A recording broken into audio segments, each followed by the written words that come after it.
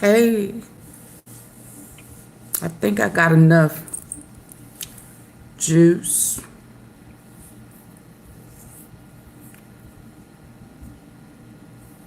I think I got enough juice to go for round 2.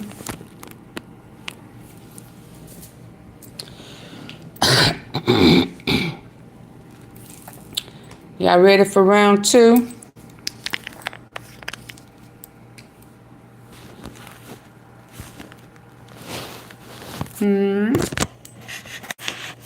Y'all ready for round 2? You know how we do.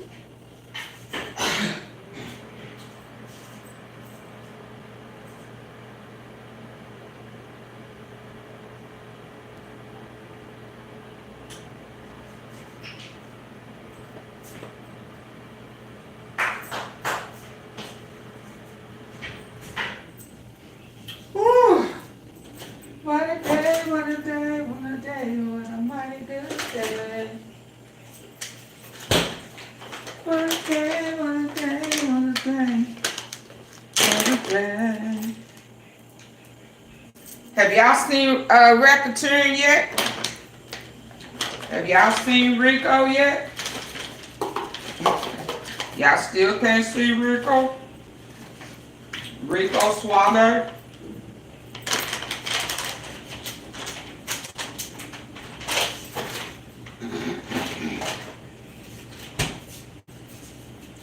I sure want some lobster. I want some lobster. Hey, Willie. I want some lobster.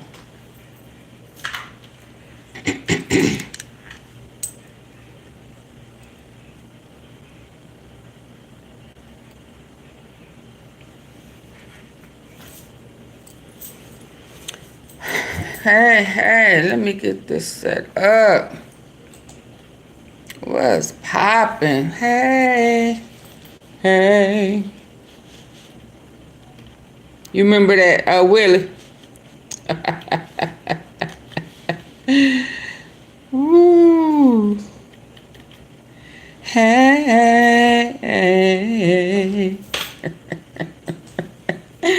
Oh, how funny. You remember that?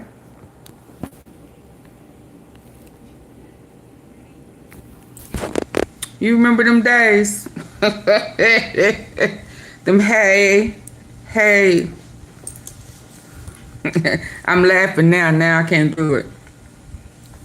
I'm so tired. I don't know what this is. It's probably allergies. Y'all ready? Cause I can't be here all day. Willie Spencer, you remember that? Them hey days when I used to sing that little intro thing.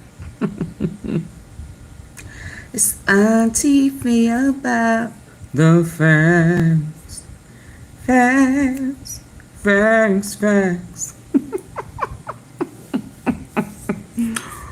Whoo, baby. So listen. You've been around for it, baby. You've been here for the long haul. So shout out to you. Shout out to Willie Spencer for hanging in there with AunTeaFee. You done been through it all with me. Greatly appreciated. Greatly. So let me go and start, cause I don't want this eye to start running, cause it is itchy. But another witness came out, the makeup artist who experienced it, some of the same and they are bringing out this, it's not just about domestic abuse. It's not DV. It is, but it ain't. And I'm sure people know that by now. And then you had the old fanned out assistant who left because he didn't want to have to be explaining, and he felt like he was doing stuff illegally.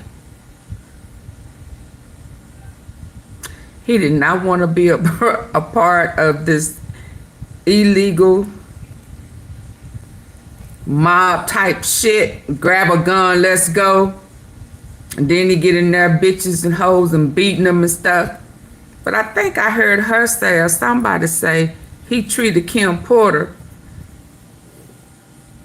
the best or the nicest. Hell, didn't she have to did she have to damn near take his wrist off? She fought back. But when I was listening to it, you know what I was saying, you know, maybe that's why she had to go.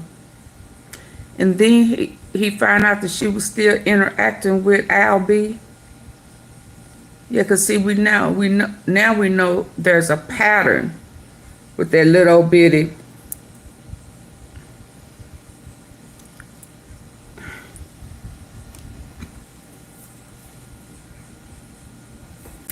Tootsie Roll. And you know, he couldn't measure up with the looks. You know, Kid Cudi came in. I know he's a master of disguises, baby, but he came in all Fonzie today in court. Hey, with his leather jacket. Oh, happy day. You know, he came in all the Fonz. Hey, you know, cool. But how did a protester get, not a protester, one of Diddy's, you know, how he get in court with a sign? Was he able to get Diddy's attention? And why did Diddy had enough time to say, I can't see that. Let me put my glasses on. Where was the objections? How did that happen? That show sound mighty staged to me. Y'all sure this shit ain't a movie? Nobody, where was the bailiff? He had time to say, I can't see that with my good eye. Let me put my little old glasses on. In court. Really? Really? Okay. That's what we're doing. That's what we're doing. So he was able to take all them different steps so that Diddy could see whatever it was that he was trying to see. Hell, yesterday, didn't he turn around once two of his sons came in late? He was able to, oh, I thought I put, hey. He was able to, his sons was able to come in there. He could turn around, give some eye contact, like, and then his son gave a nod. I said, shit. He probably asked him, did you move that money in that Swiss bank account? I told you to. Did you go to the other house that they did not raid next door and move my shit? Because they coming for it. And his son gave him a nod. Now, that's just too much courtroom cryptic messages and shit that's going on. But that's okay. Word on the street is Bonds is coming. And Roger Bonds is gonna blow the wig off. And just in case they need deals, ain't he there too? His ass is going to jail. Let's go. Cause my eyes itching. And I got my blackberry, black cherries. Is this cherries or berries? Yeah, ain't that pretty? My antioxidants. Baby, I gotta continue to look younger than what I am. It make these young chicks look mad because they can't look my age at their age. So we are officially at day number 9 of Let's this go. explosive federal trial, and things are about to heat up even more. So today, all eyes will be on Kid Cudi, Cassie's ex-boyfriend, who's expected to testify about the infamous car explosion, an alleged act of retaliation by Diddy, fueled by jealousy after Cassie started seeing the rapper Diddy himself once suggested she collaborate with musically. Kid Cudi is one of 5 witnesses the government plans to introduce to us today. Another witness happens to be a male hotel worker. But before we get into that, let's rewind and break down what went down on day number 8 of the trial. Yesterday, we heard more from Special Agent Gerard Ganning, who was part of the Homeland Security raid on Diddy's Star Island mansion. Now, his testimony painted a disturbing picture. He detailed the discovery of gun components, platform heels, and yes, a whole lot of baby oil, something that has come up again and again throughout this trial. Now, next up, the prosecution's expert witness, Dr. Dawn Hughes, a clinical and forensic psychologist who specializes in trauma. Now, her experience stirred immediate controversy, forcing the defense to try to block her from even taking the stand, arguing that she might overstep her role and introduce biased terms like coercive control and psychological aggression. However, the judge allowed it. Now, during cross-examination, Diddy's attorney, Jonathan Bach, went on the attack. He tried to paint Hughes as biased, highlighting that she never testified for a sex crime defendant, only for alleged victims. He even pointed out that she's trained victim advocates, questioning whether she could truly be neutral. Things got even more tense when Bach brought up the fact that Hughes met with prosecutors 6 times, suggesting that she may have even coached them. Hughes denied it, but honestly, she was not a good witness. Now, last to take the stand yesterday was Diddy's former personal assistant, George Kaplan. Now, he walked into the courtroom visibly nervous, likely because he was subpoenaed and may be considered a potential co-conspirator of Diddy's. Now, Kaplan signaled his intent to invoke his Fifth Amendment right against self-incrimination. However, in response, the prosecution suggested granting him immunity. Now, Judge Arun Subramanian approved the immunity agreement, which protects Kaplan from being prosecuted for anything related to his testimony. Now, this kind of deal is common when a witness may be involved in wrongdoing, but has crucial information for the case. However, if Kaplan is found to be lying under oath, the immunity deal is over and he could still face charges. Kaplan acquired, supplied, and distributed illegal substances on Diddy's behalf and under Diddy's direction. He set up Diddy's hotel rooms in LA, New York, Miami. He also made sure he cleaned up those hotel rooms so Diddy wouldn't be found out. We are going to continue today with George Kaplan's testimony, but before we get into all of that, please be sure to subscribe to this channel and hit the bell for notifications so you don't miss out on any news regarding this story and so much more. Now let's get back into it. Welcome to the trial of Diddy. So here we are, day number 9, and security is heavy in the courthouse, more than likely due to the presence of Kid Cudi. Now, before the jury is brought in, the government is objecting to Mr. Kaplan testifying about Miss Ventura asking for drugs in Boston. The judge says, let's get Mr. Kaplan back on the stand. Now, the witness enters and the jury enters. Kaplan acknowledges his obligation to testify truthfully and allows for this testimony to not be used against him. However, he is also aware that he will be prosecuted for perjury if he lies on the stand. Prosecution starts their questioning by saying, Dr. Box, there were many failed attempts to fix my teeth. I retouched all my wedding photos. Perjury if he lies on the stand. Prosecution starts their questioning by saying, when did you carry cash for Mr. Combs? $50,000 on his private jet. Kaplan testified that one time in 2015, Combs' security staff asked him to hold $50,000 while they were on his private jet. Once they landed, Kaplan handed the money to the other security personnel. Did you pick up cash for Mr. Combs? Kaplan testified that Combs would have him get $10,000 cash from Western Union a couple of times. Kaplan would give the cash to Combs after he picked it up. What long-term relationship of Mr. Combs were you aware of? Cassie, Kim, Gina. Who was Kim? Mother of his children. Cassie, girlfriend. Gina, another girlfriend. So the jet flight to Las Vegas, what was the layout of the jet? 4 chairs, a partition.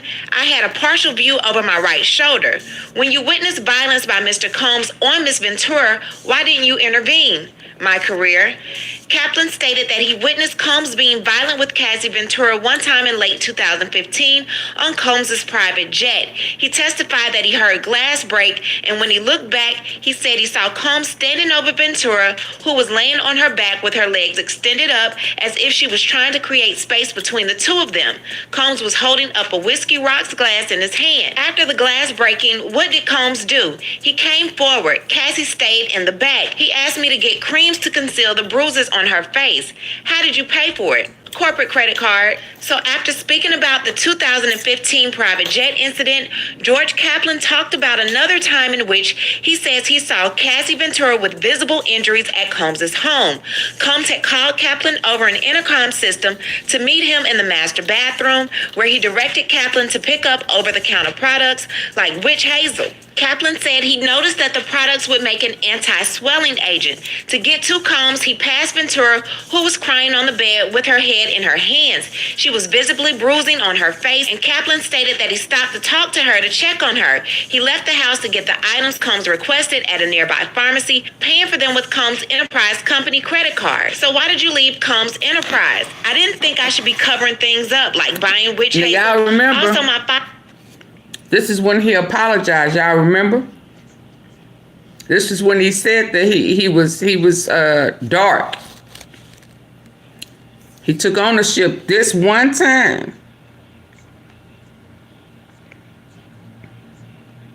He acted like he was gonna get some help. Over an intercom system to meet him in the master bathroom, where he directed Kaplan to pick up over-the-counter products like witch hazel. Kaplan said he noticed that the products would make an anti-swelling agent. To get to Combs, he passed Ventura, who was crying on the bed with her head in her hands. She was visibly bruising on her face, and Kaplan stated that he stopped to talk to her to check on her. He left the house to get the items Combs requested at a nearby pharmacy, paying for them with Combs Enterprise Company credit card. So why did you leave Combs Enterprise? I didn't think I should be covering things up, like buying witch hazel. Also, my father had prostate cancer. Any other violence? He threw things at Gina in the entryway of the main home on Star Island. What was he throwing? Green apples. How hard? Very hard. Kaplan testified that he once saw Combs throw a number of decorative or real green apples at another girlfriend, and that girlfriend happened to be Gina Hewen. This incident happened in late 2015 at Combs' Miami Beach home. Now, Combs was very angry, and he was throwing the apples hard. She was trying to shield herself with her arms as she moved away from Combs. Kaplan testified that he did not intervene. He said that he was a young kid really trying to make it in the entertainment industry. Later, I took the medicine bag into their room. Mr. Combs wanted me to leave quickly. Then what? I heard Gina at the gate and male voices. Who? Security? Now, Kaplan stated that he gave notice that he was leaving the company in September 2015 and You've probably heard about Boxable's flagship product, the Casita. And finally left in December 2015. Kaplan said that he spoke with Christina Courtroom, Combs' former chief of staff, after the incident with Gina, and also told her about the private jet incident involving Cassie Ventura. She said that she was very disappointed. Now, he said that he told Christina Courtroom that this was going to be the last straw for me, and I was going to see my way out of this role over a period of time. Kaplan told Combs that he was leaving because his dad was sick, and Combs was extremely gracious, he said. He said that he last saw Combs before the pandemic. Kaplan kept in touch, he said, because I liked Mr. Combs and wanted to continue having a relationship with him. When you left, what did you do? I collected myself, then went to work for an integrated marketing firm. Now it's time for cross-examination. So now we have Mark Agnifilo, and he says, why did you work for Combs Enterprise? He was an incredible entrepreneur. I have learned from him. Kaplan states that working for Mr. Combs made my world so much bigger in such short period of time. Kaplan testified that he started working for Combs Enterprise in 2013 as an executive assistant to the chief operating officer and was promoted about 10 months later to Combs' executive assistant. Agnifilo said, what did Brian do as chief operating officer? Ensuring profitability of each unit. I was an employee when Revolt TV launched. Tell me about it. We were on the 6th floor of 1710 Broadway. Everyone was there. It was momentous. Diversity was important to Mr. Combs, right? Specifically for African Americans. What did Blue Flame do? Marketing for Ciroc. What is Diageo?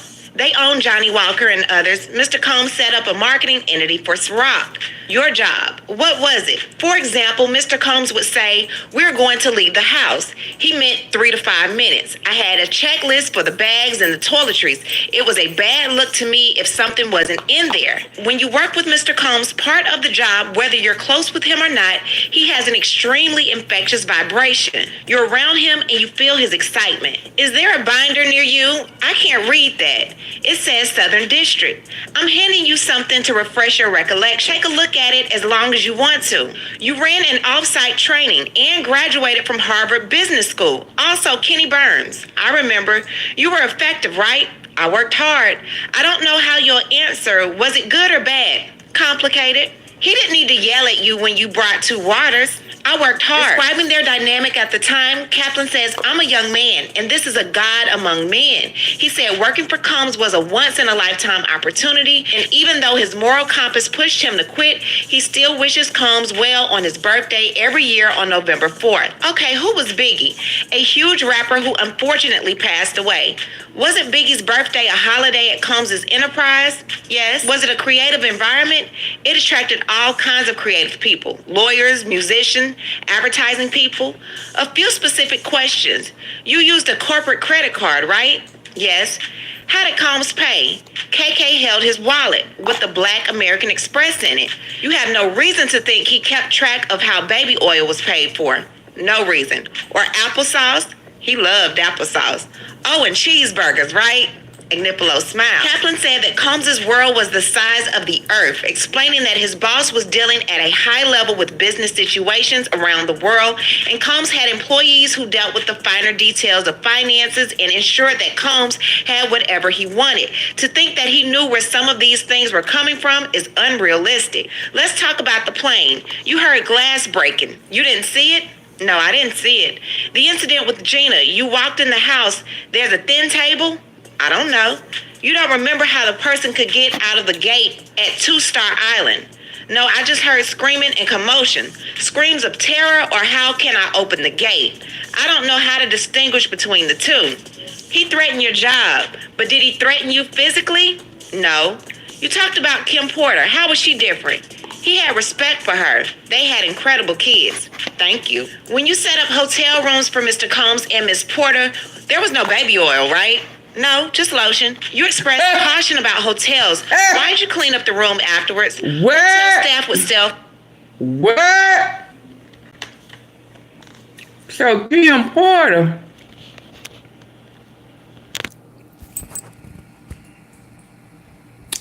She didn't get the freak out.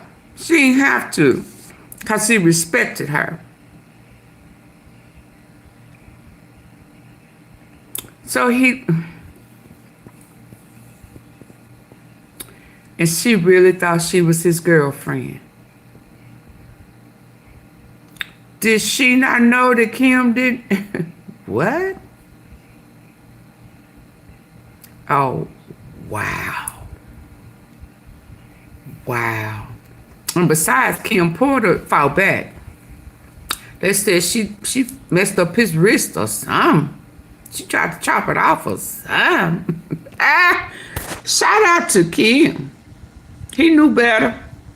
So he do have sense. So it was intentional to mold her. It was intentional. He intentionally did that to that little girl. Let's go.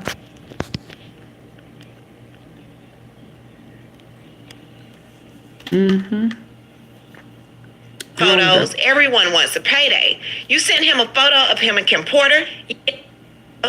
You don't remember how the person could get out of the gate at 2 Star Island. No, I just heard screaming and commotion. Screams of terror or how can I open the gate? I don't know how to distinguish between the two. He threatened your job, but did he threaten you physically? No. You talked about Kim Porter. How was she different? He had respect for her. They had incredible kids. Thank you. When you set up hotel rooms for Mr. Combs and Miss Porter, there was no baby oil, right? No, just lotion. You expressed caution about hotels. Why'd you clean up the room afterwards? Hotel staff would sell photos. Everyone wants a payday. You sent him a photo of him and Kim Porter? Yes, after she died. I was heartbroken for him. You were close. I invited him to my wedding. I didn't hear back. And although Agnifilo is the one asking the question, he says, objection. Everyone has these surprised looks. Agnifilo said, you respected him? Yes. Okay, now what is this a photo of? That's me and KK and Mr. Combs at Teterboro Airport. Just got the jet. That's why there's champagne. You're happy there, right? No, refresh it. It's that I was glad I had found the mascara in the back seat. So they found you and they subpoenaed you. I had to retain counsel right away. Kaplan testified that he desperately did not want to come today, but he was subpoenaed. He confirmed that he doesn't have anything against Mr. Combs. Agnifilo says no further questions. Judge says redirect. Prosecution says which incident shook you? The plane with Cassie and the apples with Gina. I felt guilty I didn't do anything after the incident with Cassie on the plane. But you didn't see any injuries? People can be injured without injuries being visible. Tonality and tension with the apples he threw at Gina, it was troubling. You told Ms. Corum about both incidents? Yes, and I told her I am unwilling to stand behind this behavior, that I was quitting. Did Corum say that she would be quitting? No. How long did she stay after you told her? Until recently. Next witness. We call Scott Mess Cudi, aka Kid Cudi. Kid Cudi takes to the witness stand in a leather jacket, a white shirt, and blue jeans. What did you do for work? I'm an actor and a musician, known as Kid Cudi. Who is this? In the photo he's shown, he says Cassie. We dated in 2011. Who else was she involved with? Sean Combs. What did you know about their status? That she and Sean Combs had some problems and they weren't dating anymore.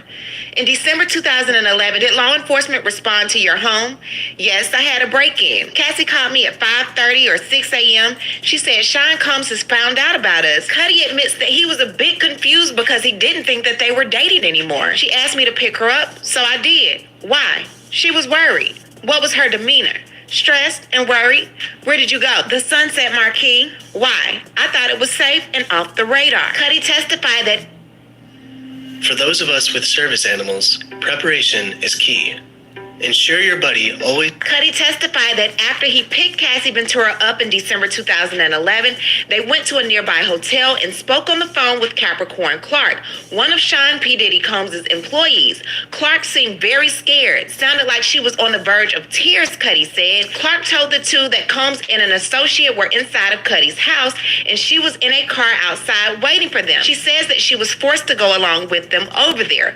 On the way back to his house from the hotel, Cudi said that he called Combs. When Kid Cudi asked Combs if he was at his house, Combs said, I just want to talk to you. Cudi said, I'm on my way. I'll be right down. I'm over here waiting on you, Combs replied. When you arrived, what did the outside look like? Pretty normal. Any security cameras? Yes, I found out they weren't working, but the security cameras had been moved. Did you move them? No. What did the inside of your home look like? Gifts were open, some stuff I got from Chanel, and my dog was locked up in my bathroom.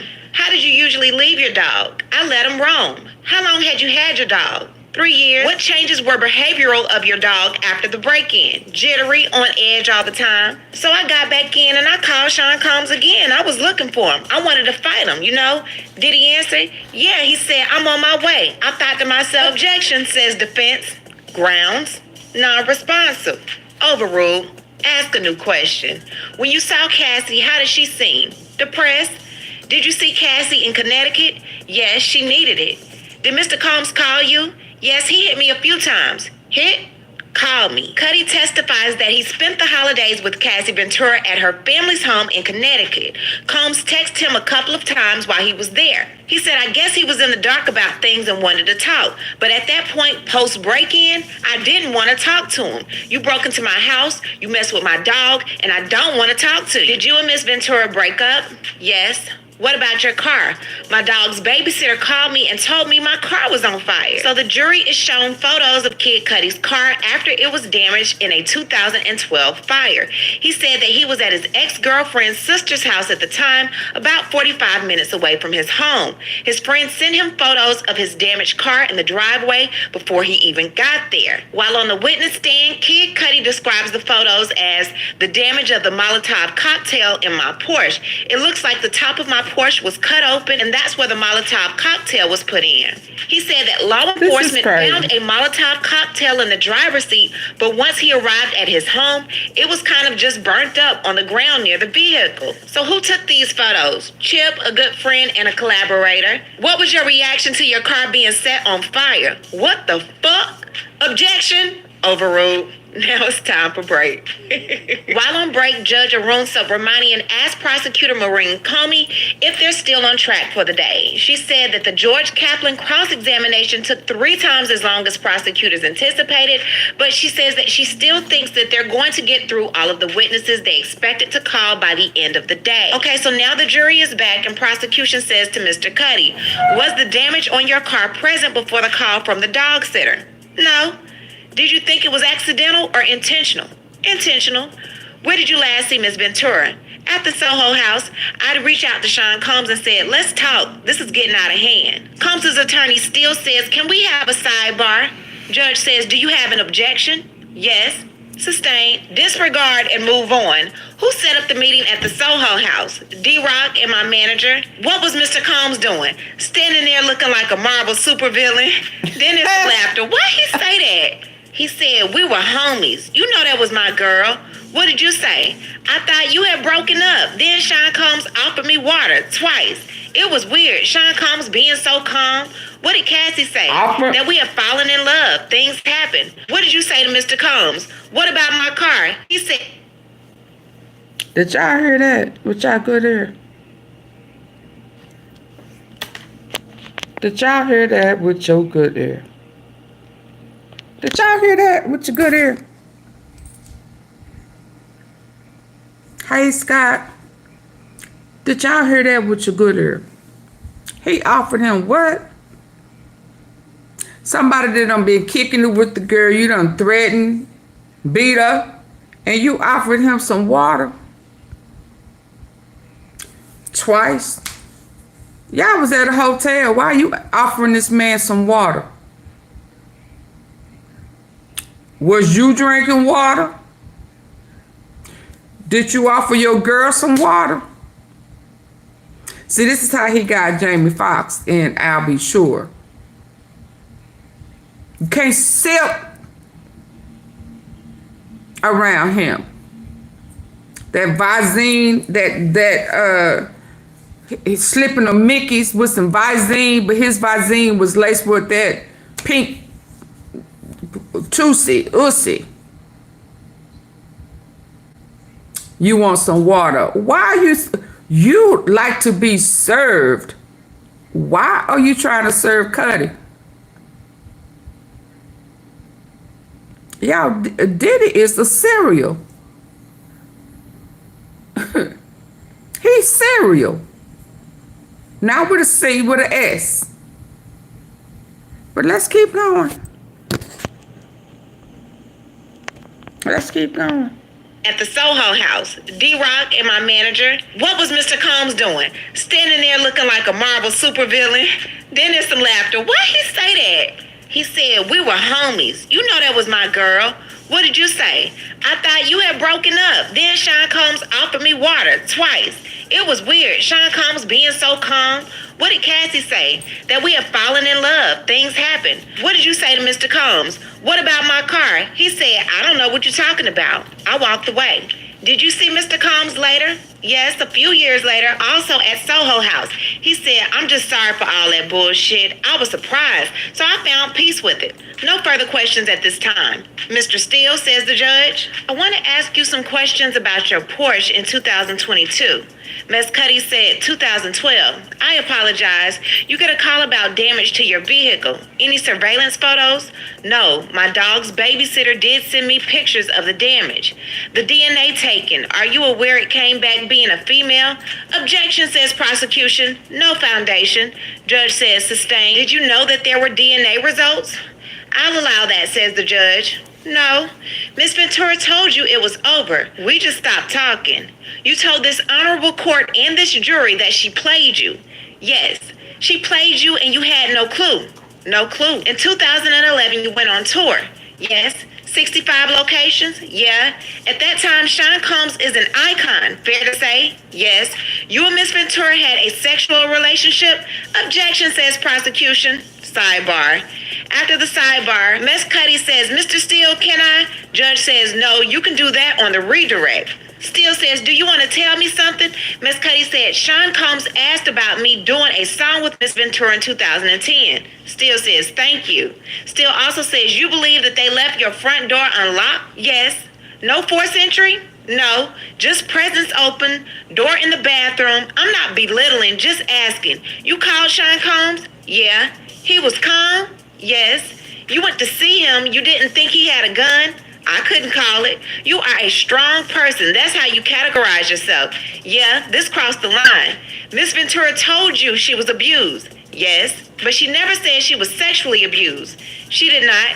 You loved her? Tell me if I'm wrong. I did. You got played by the same person who played Mr. Combs, Cassie Ventura. In the 13 years since, have you ever been notified in California that there has been any more action on this car fire? No. Did Miss Ventura have multiple phones? I don't remember. 35-12. If I said it, I said it. Do you know what a burner phone is? Untraceable. The trespass, you call it a break-in. Miss Ventura told you she'd given your home address to Mr. Combs? Yes, in the morning. No more questions. Thanks. No problem. Judge says redirect. Prosecutor Johnson says, what did Miss Ventura confide in you about abuse? That he would hit her, sometimes kick her? The day of the break-in, was she carefree? No. What did Capricorn Clark tell you? Sean Combs and an affiliate forced her into a car to come to my house. I called the police. How would you describe Cassie that day? Whoa, just really shook. Whoa. What did Capricorn tell him? He forced, hold on, y'all hear that? There go the force. Here go force. Did y'all hear that? So he forced them to go to Kid Cudi's house. Hold on. Why is this not moving, Lord? No more questions. Thanks. No problem. Judge says redirect. Prosecutor Johnson says, what did Miss Ventura confide in you about abuse? That he would hit her, sometimes kick her? The day of the break-in, was she carefree? No. What did Capricorn Clark tell you? Sean Combs and an affiliate forced her into a car to come to my house. I called the police. How? Sean Combs. This is Capricorn Clark. Sean Combs forced her and affiliate to go to Kid Cudi's house that was broke in to, and his car set on fire. Sean Combs forced her and an affiliate to go to Kid's back. Did you describe Cassie that day? Just really shook. Him finding out about us. Why did your relationship with Miss Ventura end? The drama, it was getting out of hand. Oh, that's deep, y'all. Yes, in the morning. No more questions. Thanks. No problem. Judge says redirect. Prosecutor Johnson says, what did Miss Ventura confide in you about abuse? That he would hit her, sometimes kick her? The day of the break-in, was she carefree? No. What did Capricorn Clark tell you? Sean Combs and an affiliate forced her into a car to come to my house. I called the police. How would you describe Cassie that day? Just really shook. Him finding out about us. Why did your relationship with Miss Ventura end? The drama, it was getting out of hand. I wanted to give space. What drama? The break-in for my safety, her safety? Objection, says Steele. Grounds, says judge. Speculation. Overruled. Why did you have safety concerns? Because I knew Sean Combs was violent. Still says, Your Honor, may we approach? So they have a sidebar. Prosecutor says, the meeting at the Soho house. Mr. Combs said, I don't know what you're talking about. About your car? Did you believe him? Objection, says Steele. Rephrase, says Judge. What was your understanding? That he was lying. No further questions.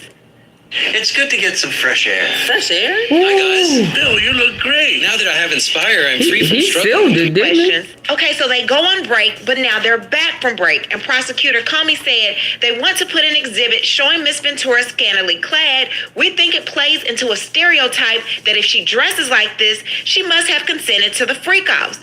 Judge says, I only have the album cover. Defense says we can bring it up on the screen, and they do, but it's not for the public gallery. We have withdrawn some of the exhibits. It's rather about her career opportunities and the like. The judge says, what's the relevance of these exhibits? The next witness did Miss Ventura's makeup, but what's the purpose of the pictures? It's a 402 issue, first relevance. The defense says Miss Ventura testified about her career being impacted. Prosecutor says, I'll stipulate. The judge looks at a picture and says, this one is of a public event. So what's the problem? Prosecutor says, it's a low-cut dress. Judge says, I'm allowing it in, but not 652 nor 745. Bring in the witness and the jury. What's your name, says prosecutor. Mila Morales. I'm a celebrity makeup artist. Do you recognize anyone you've worked for? Sean Combs in the gray sweater and white collar.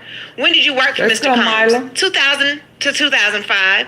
Then who? Rihanna? Who else? Jennifer Lopez, Cassie. When did you work with Cassie? 2007 until COVID. She was like a little sister to me. How much older than her are you? A few years. Did you see her with injuries on her face? 2010, Grammys weekend, Prince party. Where were you with her? Beverly Hills. I fell asleep in the room and woke up to commotion. Cassie walked in, then Sean asking, where the fuck is she? What did he do? Ooh. Walked into the bedroom, shut the door. What did you hear behind the door? Yelling and screaming, both of them.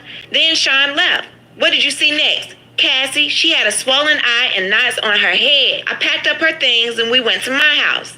Then, my doctor friend came and examined her to see if she had a concussion. The doctor examined the injuries to Ventura's face, her stomach, and her ribs and recommended that she go to the emergency room, in which she declined. The police were not called. What were you afraid of? Sean, I fear for my life. Objection, says defense, moving to strike.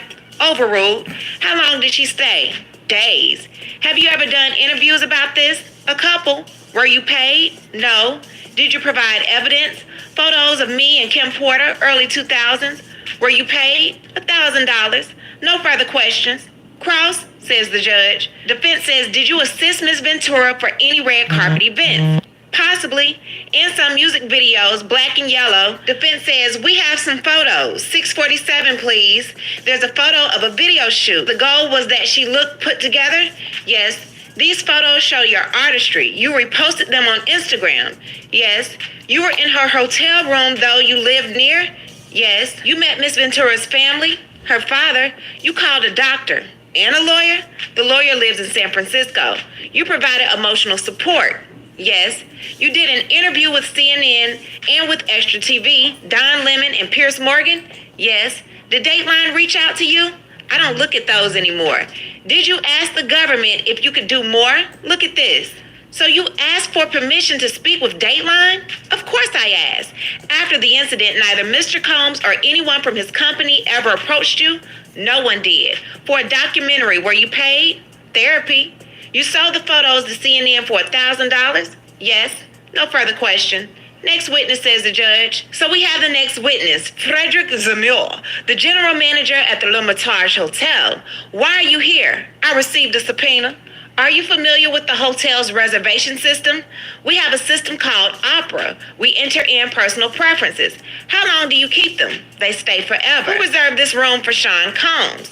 Ryan Lopez. Also, other names were used. When was the profile first created? 2006, it said Sean Combs and Bad Boy Records. Then they changed it to Jackie Star. Let's look at 2011 through 2012. This reservation, what's the bill? Over $2,000. It says only charge if Christina Coram approves. What were the instructions? Put room out of service for cleaning. Like the room hot, set it for 75 degrees. A lot of heat. A lot of heat. Yeah. Heat. You mean that physically the place has to be hot? You don't have no air conditioning. No air conditioning. No. Why is that? Heat affects the alcohol, and it also affects, like, everybody gets a little bit more comfortable and loose. Builds up a nice little sweat. Please monitor outside his room, down the hall to spray air freshener. Always spills candle wax on everything. Uses excessive amounts of oil. Place the room out of order upon departure for deep cleaning. Please authorize an extra $1,000 when guest stays with us to cover any room damages. What are these complaints? Candle wax on carpet. Security call. Charge $500. No further questions. Cross-examination? None. Next witness, Special Agent Josh Croft. Where do you work? HSI Homeland Security Investigations. I extract data from computers. What is your training? The SANS Institute. What does that stand for? I don't really know. They are opaque in a way. What tools do you use? TX1 and Digital Collector. Whose laptop did you extract? Cassie Ventura. This is a MacBook Pro, roughly from 2010, 2011, with a white case. Did you boot it up? I go to the MacBook factory default screen. But you got data? Yes, the hard drive had data not overridden by the factory reset. What is unallocated space? Something not viewable, something previously deleted. Explain how computers store data. You have a table of contents. A file can still be stored in unallocated space. So on these 3 laptops, how are they backed up? iTunes was used before iCloud. Some looks a little funky, but you can validate the funky, as you say, data by going to the raw data. Yes, nothing further. Defense says on one of the laptops, there was a Frank Black profile. Yes. Did you process every file? Yes. Have a wonderful weekend. Prosecutor says, Frank Black, did you proceed under Ms. Ventura's consent?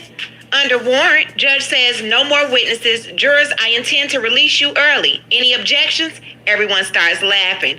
Don't read anything about the case. Go for a walk. Watch the Knicks avenge their game 1 loss. Then there's more laughter. And you must tattle. We're making great progress. All rise. Jurors have been sent home until Tuesday, so please enjoy your weekend. Now, Prosecutor Maureen Comey said the first witness that they'll call on Tuesday will be former Sean Diddy Combs employee Capricorn Clark. And after Clark, prosecutors plan to have witnesses from the Los Angeles Police Department and the Los Angeles Fire Department. Today was a lot, but we will talk about it down in the comments. So what I need to do is hear from you. What do you think about everything that happened in trial day number 9 of the Diddy trial? That was heavy. That was deep. That was deep. Y'all remember over the weekend, I told you Cassie was the bread. Y'all remember? She was the bread for the sandwich. 5th floor, bruh man, sandwich. Remember? And I said this week was going to be the meat and potatoes. Then it's going to be the lettuce, tomatoes, mayonnaise, mustard, little cheese, pickles. What they say, 2 all beef, special sauce, lettuce, cheese, pickles, onions, on a sesame seed bun. They built a sandwich to eat that ass up. Eat that ass up. Watch and see. Let's go. Where we going next? Where we going next? Hold on. They eating. They are eating.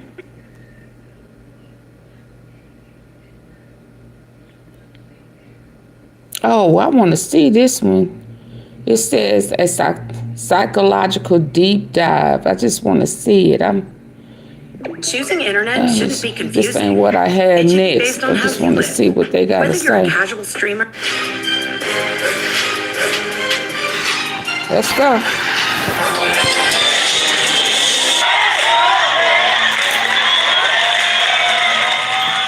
There's Something almost Shakespearean about a man who has it all, only to implode under the weight of his own demons. Sean Combs, Puff Daddy, Puffy, P. Diddy, Brother Love, whatever you want to call him, he was once a symbol of success and black excellence. He didn't just climb the ladder, he redesigned the whole damn staircase. From fashion to music, liquor, and TV shows, he wasn't just a businessman, he was the culture. But what happens when the man behind the empire is harboring a darkness deeper than his polished empire can contain? And what does it say about power, desire, and the human psyche when the pursuit of more money, more control, and more flesh pushes a man beyond moral return? What you're about to witness isn't just a fall from grace. It's a descent into obsession, secrecy, and alleged depravity through lawsuits, whispered rumors that now scream, and the haunting patterns of a man who seemed untouchable. Ooh, Lord, y'all set this up real good. I'm clutching my pearls. But before we dive deep into the darkest corners of Diddy's mind, don't forget to scoop up something to munch on at rrgsnacks.com, our online concession stand that has an assortment of applewood smoked bacon jerky, freeze-dried goodies, and butter toffee peanuts. Let's go. In November 2023, his ex-girlfriend, Cassie Ventura, filed a bombshell lawsuit alleging years of abuse, manipulation, and control. She claimed that shortly after signing to Bad Boy at the age of 19, Diddy began a calculated campaign of control. He allegedly coerced her into a life of substances, violence, and non-consensual acts with male escorts, all while he watched and sometimes filmed the encounters. The lawsuit was quickly settled, but the damage had already been done. The case brought up a ton of questions, such as, why would a man sitting on $1 billion, a legacy, and global influence risk it all? This is where the psychology begins to unravel. Power doesn't corrupt, it reveals, and in some cases, it indulges. For men like Diddy, who have mastered the art of influence, the world becomes a stage where impulse meets invincibility. According to Dr. Durvasula, a licensed clinical psychologist, people who rise to high levels of fame and power often display traits of narcissism and sociopathy. They may have impaired empathy and use others to fulfill their own needs. But why is this so common in men like Diddy? Because power, especially unchecked power, becomes an accelerant. It doesn't create these traits, it exposes and amplifies them. When a person is constantly praised, catered to, and protected by their status, they begin to live in what psychologists call a narcissistic bubble. It's a psychological echo chamber where the rules don't apply and no one ever says no. Over time, this alters their perception of reality. They no longer see people as individuals with rights, feelings, and autonomy. They see them as tools, props, and means to an end. Diddy's behavior with Cassie lines up disturbingly well with this pathology. According to court filings, he allegedly isolated her, controlled her every move, and dictated not just her professional life, but her body. He orchestrated a world in which her consent became irrelevant and her identity was broken down until she functioned more like an... Her consent became what? Her consent became what? Tools, props, and means to an end. Diddy's behavior with Cassie lines up disturbingly well with this pathology. According to court filings, he allegedly isolated her, controlled her every move, and dictated not just her professional life, but her body. He orchestrated a world in which her consent became irrelevant and her identity was broken down until she functioned more like an object than a partner. Their relationship wasn't about lust, it was about domination. Dr. Durvasula explains that narcissists and sociopaths often engage in something called narcissistic supply, a constant need to feed their self-worth by using others to reflect back their power. When that supply feels threatened by a partner gaining independence, questioning their authority, or choosing to leave, the narcissist doesn't just feel hurt, they feel annihilated. And that's when the mask slips. In the context of the allegations, Diddy didn't simply want Cassie to love him. He allegedly wanted to own own her. For someone with narcissistic or sociopathic tendencies, control is the only way to feel secure. If you're not bending to them, you're a threat, and threats must be silenced, broken, or erased. And here's where it gets even darker. Diddy's father, Melvin Combs, was killed when Diddy was 3 years old. He was raised by a single mother in Harlem and often spoke about the violence and chaos around him. It's possible that Diddy learned early on that vulnerability equals danger. So instead of processing pain, he may have replaced it with dominance. It brings forth the twisted logic of, if I can control everyone around me, no one can ever hurt me again. It also explains the alleged obsession with filming intimate acts. In Diddy's case, the recordings weren't about pleasure. They were about surveillance, proof, and leverage. A 2016 study published in the Journal of Interpersonal Violence found that men who demonstrate compulsive sexual behavior in tandem with violent tendencies often use humiliation and surveillance as forms of psychological abuse. Now, we're not going to diagnose Diddy as a narcissist. Oh, we not. Yeah, you are you not. sure about that? We not. Are you sure? You sure? However, Yes, he a true is. narcissist doesn't just dominate in the moment. They collect trophies of that dominance. It's not about the act. It's about the evidence of control. That's how warped this mindset becomes. And when surrounded by enablers like lawyers, staff, fans, and friends who look the other way, there are no natural consequences. So the behavior escalates. The scariest part of it all is that it happens gradually. People like this don't walk into the room as monsters. They present themselves as mentors, as lovers, as protectors. The abuse begins not with violence, but with flattery and love bombing. Once you're in their orbit, leaving becomes the most dangerous move you can make. Because you're no longer just a person to them. You're a possession trying to escape. And to the disordered mind, that's a betrayal punishable by war. So when Dr. Durvasula says high-powered figures often show signs of narcissism or sociopathy, she's not just making an observation. She's sounding an alarm. Because when you combine power, money, and untreated trauma, you don't get a mogul, you get a ticking time bomb. In Diddy's case, Untreated trauma. Bam.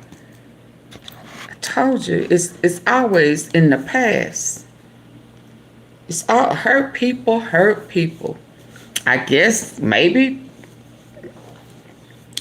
molested people, you know, the apples don't fall far from the tree. I'm telling you, if people would get therapy, get help, and get to the root of it, they would understand where this demonic shit come from. Yeah, untreated trauma, and he put his untreated trauma on other people who he feel is defenseless. Like at some point in time, he was defenseless. Probably when he was at that all-boy Catholic school with Father John, you know. Holy, holy, holy. Yeah, when he was Hail Mary, Mother God, the Lord be with you. Yeah. figures often show signs of narcissism or sociopathy, Yep. she's not just making an observation. She's sounding an alarm. Because when you combine power, money, and untreated trauma, you don't get a mogul, you get a ticking time bomb. In Diddy's case, the accusations suggest a man whose sense of reality had warped. The line between pleasure and cruelty, intimacy and ownership became blurred. The lavish parties, the secret cameras, the alleged substance-fueled orgies, they weren't just acts of indulgence. They were rituals of control. And Cassie was just a prop in a theater of dominance. Allegations from others began surfacing. Some hinted at coercion, others at physical violence. Even people within his circle began pulling back. Multiple former employees and collaborators described an atmosphere of fear around him, a sense that his charm could turn dark without warning. Yet he maintained a public persona of generosity, of mentorship, and and black excellence. Through lawyers, he has maintained his innocence in all criminal matters, framing the lawsuit as a shakedown and the media as sensationalist. But that defense collapses under the weight of pattern. One allegation can be questioned, but when the allegations stack, when they mirror each other in tone and detail, the denial starts to sound like the final echo of a man whose world is closing in. We often ask if money changes people, but maybe it just reveals who they were without consequences. When there's no one around to say no, the darkest parts of the psyche flourish. Without the friction of accountability or consequence, the entitlement goes unchecked. From a psychological standpoint, this is the danger of power without regulation. Money creates a world where reality bends to the individual. Moral licensing is a psychological pattern in which individuals who believe they've done enough good or who see themselves as exceptional begin to justify unethical behavior. In their mind, their success gives them the right. Those who believe they've done enough good or who see. Through lawyers, he has maintained his innocence in all criminal matters, framing the lawsuit as a shakedown and the media as sensationalist. But that defense collapses under the weight of pattern. One allegation can be questioned, but when the allegations stack, when they mirror each other in tone and detail, the denial starts to sound like the final echo of a man whose world is closing in. We often ask if money changes people, but maybe it... Pressure. The therapist said it's mental. She wasn't no fool. She was mental. It's a lot of people believe the hype. A lot of people who trying to get their career off. Hell, what about the men who done fell victim to it? What's his name? Rod? Shit, he pimped him to Cuba Gooding Jr. Even people within his circle began pulling back. Multiple former employees and collaborators described an atmosphere of fear around him, a sense that his charm could turn dark without warning. Yet he maintained a public persona of generosity, of mentorship, and black excellence. Through lawyers, he has maintained his innocence in all criminal matters, framing the lawsuit as a shakedown and the media as sensationalist. But that defense collapses under the weight of pattern. One allegation can be questioned, but when the allegations stack, when they mirror each other in tone and detail, the denial starts to sound like the final echo of a man whose world is closing in. We often ask if money changes people, but maybe it just reveals who they were without consequences. When there's no one around to say no, the darkest parts of the psyche flourish. Without the friction of accountability or consequence, the entitlement goes unchecked. From a psychological standpoint, this is the danger of power without regulation. Money creates a world where reality bends to the individual. Moral licensing is a psychological pattern in which individuals who believe they've done enough good or who see themselves as exceptional begin to justify unethical behavior. In their mind, their success gives them the right to express themselves in any way. So when their circle is built on silence, fear, or greed, the worst parts of the psyche aren't just allowed, they're encouraged. The monster isn't born from money. It's just finally rich enough to come out and play. The creepiest part of all of this is that it hid in plain sight. The lavishness, the mystery, the freak-offs. It was branded as Diddy just enjoying the nightlife, but maybe it was always something darker, something monstrous wrapped in silk sheets. Yet, even monsters are human, and maybe that's what makes this so chilling. Diddy is not some faceless villain. He's a man, one who was once a boy who lost his father, a boy who feared being powerless, a boy who decided that if he couldn't be safe, he would be feared. That fear has now turned inward. The very machine he built of control, secrecy, and dominance is now eating him alive. And maybe that's justice, or maybe it's just another tragedy in a long line of men who couldn't stop chasing more. What we're witnessing is is not just a fall from grace, it's a psychological unraveling. A man consumed by the very appetite that once made him great. And as the lawsuits pile up and the victims finally step out of the shadows, one thing becomes disturbingly clear. The most dangerous monsters don't lurk in the dark. They stand in designer suits, hand out champagne, and whisper sweet nothings while orchestrating nightmares.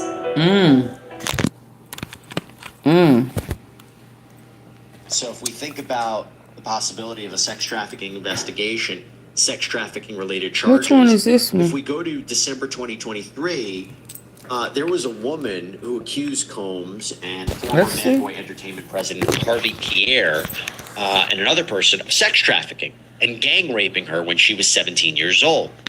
There was a Jane Doe who says that she was flown from Michigan to New York City, supplied with drugs and alcohol, and then assaulted by all three men at Combs' recording studios.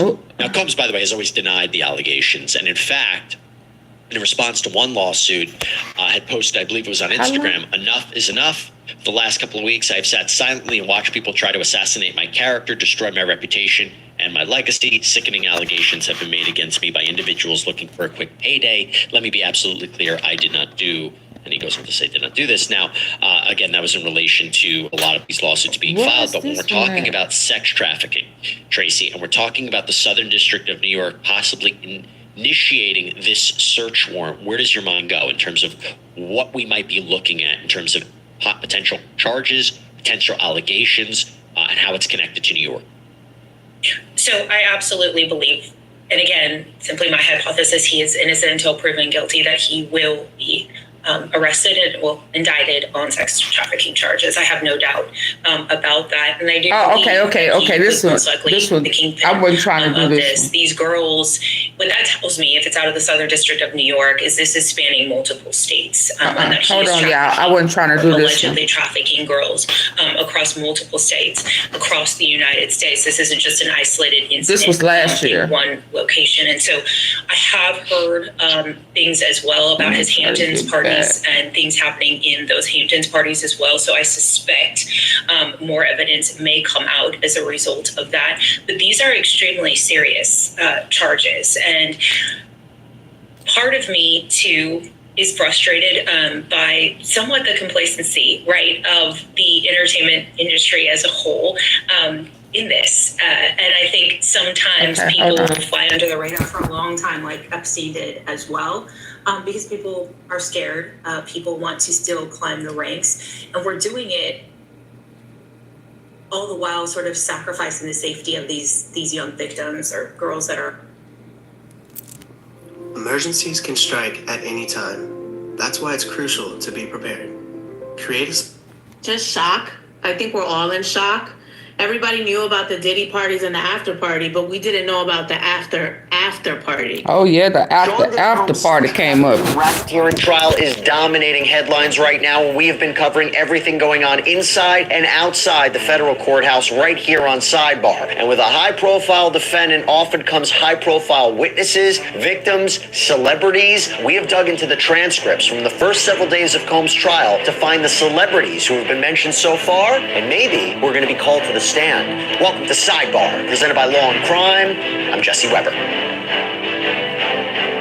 Sean Diddy Combs has been in the spotlight for decades. It's no shocker there. He was a titan of the entertainment industry. He was the head of Bad Boy Records label, creator of the Sean John clothing line, a partner with Ciroc Vodka. He was known worldwide for his legendary white parties in the Hamptons and beyond, and it seemed to be an open secret that maybe what happened behind the scenes at a Diddy party was not exactly dinner table conversation. Before his rapid fall from grace that seems to have started with a multi-million-dollar lawsuit that was filed by his ex, Cassandra Ventura Fine, his net worth was approaching $1 billion. But now that money is going towards a high-powered defense team made up of 9 attorneys right now who are trying to convince a jury that he's not guilty of racketeering conspiracy, sex trafficking using force, fraud, or coercion, and transportation to engage in prostitution. Prosecutors with the Southern District District of New York claimed that Combs used his money, his influence, his power to force women to participate in marathon sex sessions with sex workers, some of whom were flown in for the so-called freak-offs to various hotels. They also alleged that Combs made his employees set up for these freak-offs, doing everything from hiring the sex workers and coordinating travel to bringing the lighting and bringing drugs and baby oil, cleaning up afterwards. And the government has called multiple witnesses so far, including Combs' ex-girlfriend, Cassandra Ventura Fine, a musical artist in her own right who goes by Cassie, testified about the abuse that she allegedly suffered while in a relationship with Combs that lasted over a decade. And now the question becomes, what other celebrities may take the stand? So to talk about this, I want to bring in SiriusXM host Mina Say What Lona. So good to see you, Mina. Thank you so much for taking the time. Really, really appreciate it. You know, we've talked about this trial on the Long Crime Lunchtime live show before. It is such a wild case, but what is your reaction to what has happened so far, and especially the testimony of alleged victim number one, Cassie? Just shock. I think we're all in shock. Everybody knew about the Diddy parties and the after party, but we didn't know about the after party, right? Apparently the after party were these freak-off sessions that were very selective, very coordinated, according to Cassie's testimony, very coordinated by Diddy, and it's not something that we knew about. It's just shocking. It's shocking to know that all of this was going on for years. It was shocking to know. Now, see, that's something that they really hadn't talked about, y'all, the after party. Now I found it rather convenient and puzzling why they only mentioned the freak-offs with him and Cassie, and not the ones at the all white parties, you know, the big ones where everybody is getting down. You know, if you know, the party, the after party, and then the after party where it's just doors locked, you know, in it, everything. Have not talked about that. They made that freak. It was just him and Cassie.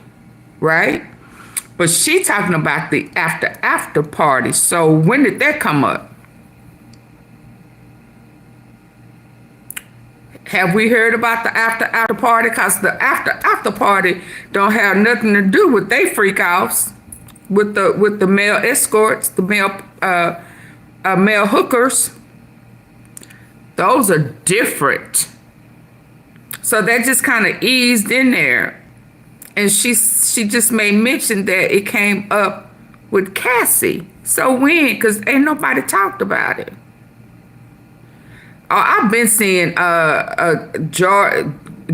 I've been seeing trafficking. Maybe you don't know what trafficking is. I guess you one of the ones who think trafficking is just when somebody grab you off the street and, you know, make you sell your body and stuff. You know, is the new form pimping. But just like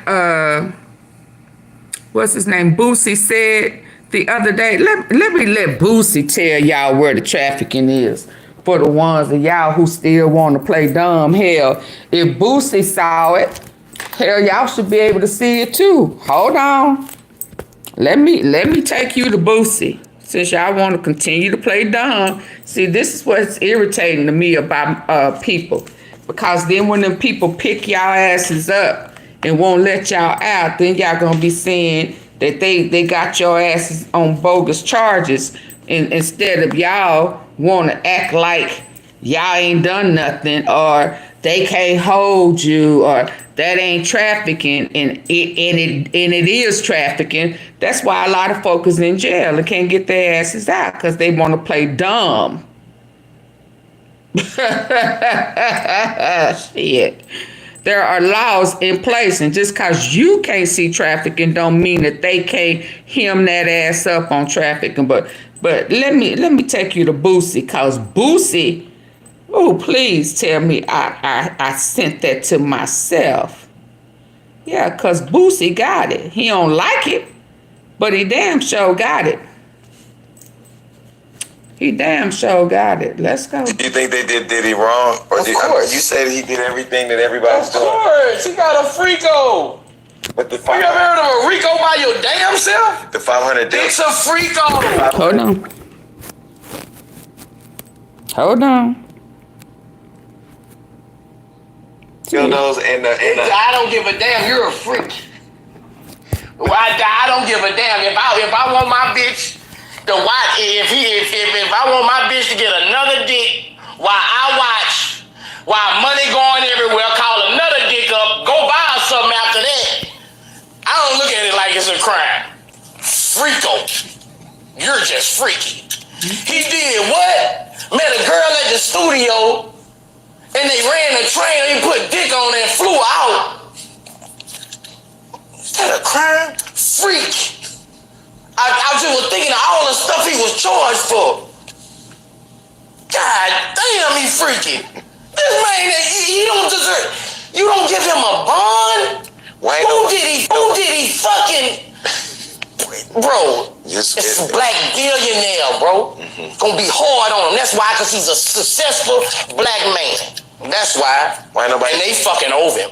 You said I feel Diddy in jail for basically doing whatever other famous every other rapper. You gotta understand, and they did in this case on Diddy to get all us on the back end. Woo! Everybody gonna.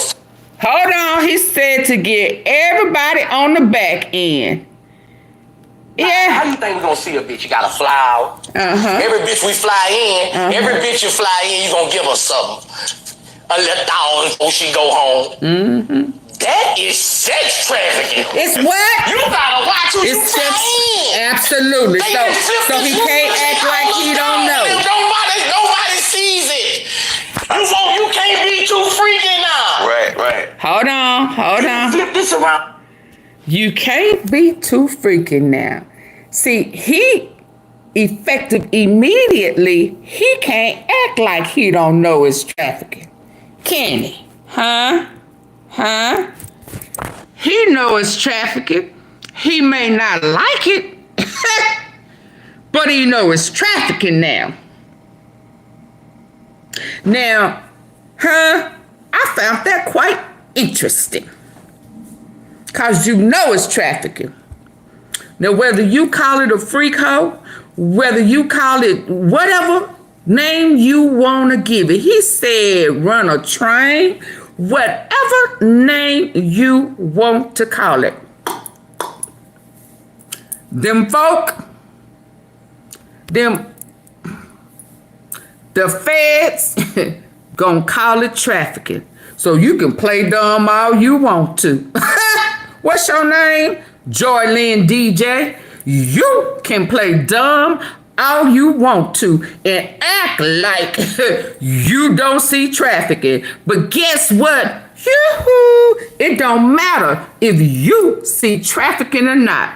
Them gonna put trafficking on your ass just like they did R. Kelly. And guess what? Y'all didn't see it then either. Hello. Yeah, they're not gonna ask you what you fucking think. They gonna hit you with them statues. Hello. So he know. And guess what else he know? He know they setting it up for you. Ain't that what he said?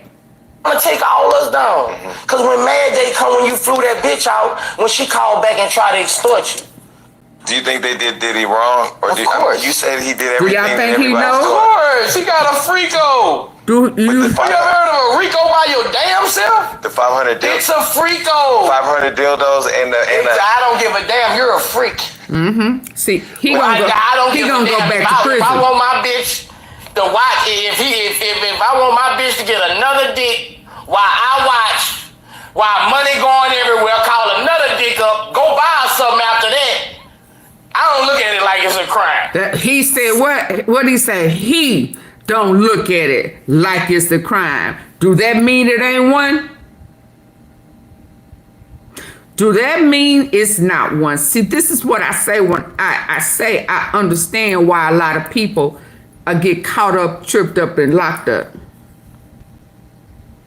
Because we don't look at something as if it's a crime don't mean it's not a crime. But guess what? He can't even act like he don't know it's a crime.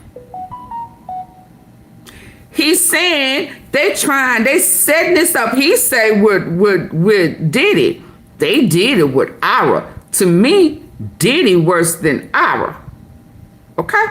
But you know though, partner, that you do them bashes where in and everything goes. So that's why you feel the way you feel with such intensity.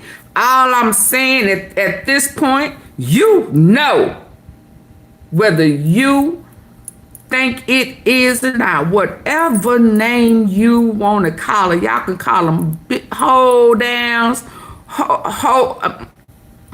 it don't matter. So this is why people continue to play like they don't see RICO. But in all actuality, you see RICOs. See, pimping nowadays ain't pimping like it used to be. So what used to be pimping and forcing females to do this, that, and another, and grabbing them by their hair and taking their money and taking them shopping to get their little old high heels and all that, that's trafficking, baby. The laws done changed. Y'all better wake up, because ignorance to the law is no excuse. Don't fall for the banana in the tailpipe. But a lot of y'all are, because y'all want to play dumb. Let's go. Let's hear one more. RICO, you're just freaky. He did what? Met a girl at the studio, and they ran a train. They put dick on and flew out. Ran a train? Is that a crime? You mean a freak off? Y'all all, so running the train, y'all ain't running the train.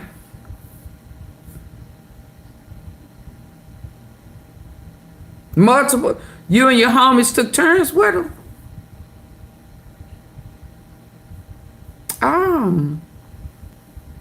Oh, y'all flew her in and ran trains on them. You call it a freak hoe. They call it Fedo, Racco, Rico. You call it freak. Oh, they call it RICO. I just was thinking of all the stuff he was charged for. God damn, he freaky. This man, you don't deserve. You don't give him a bond. Who did he fucking? Bro, it's a black billionaire, bro. Mm-hmm. Gonna be hard on him. That's why, because he's a successful black man. That's why. And they fucking over him. You said I feel Diddy in jail for basically doing what every other famous every other rapper. You gotta understand, and they building this case on Diddy to get all us on the back end. Ooh. Cause everybody gonna fly out. How you think we gonna see a bitch? You gotta fly out. Every bitch we fly in, every bitch you fly in, you gonna give her something. A little $1,000 before she go home. That is sex trafficking. You gotta watch who you fly in. They didn't flip this rule to take all us down, and then nobody sees it. You can't be too freaky now. Right. They didn't flip this around to take all us down.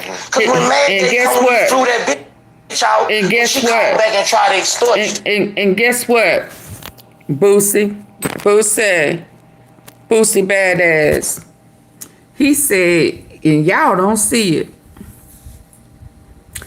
Boosie said, and y'all don't see it. Y'all not gonna say AunTeaFee been trying to tell us this on the code. No, she been telling us this. He said, and don't nobody see it. You a lie. I see it. I be trying to warn folk. They want to play dumb. Y'all gonna play dumb until they lock that ass up. Say what? Lock that ass up. Yeah.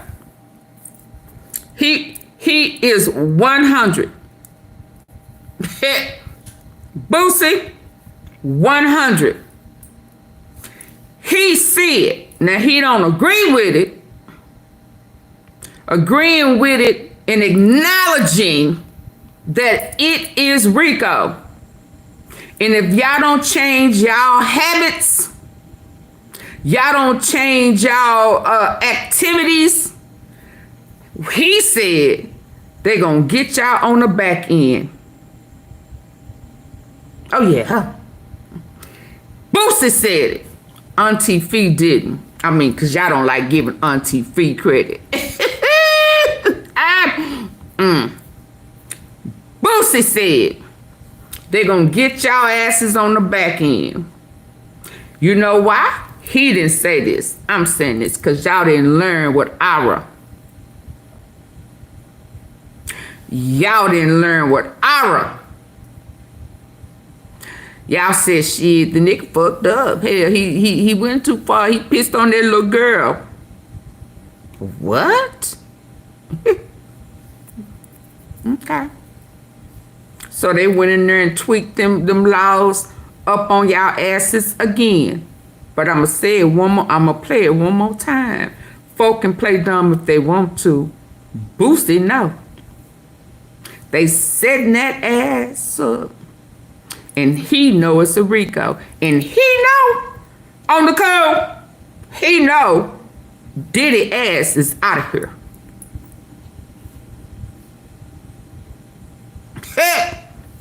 He know Diddy's ass is out of here on RICO. And in his words, they finna get them, the rest of them rappers, on the back end.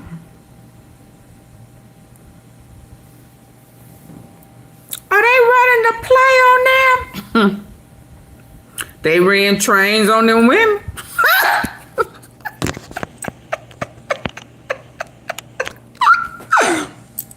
I wasn't supposed to say that.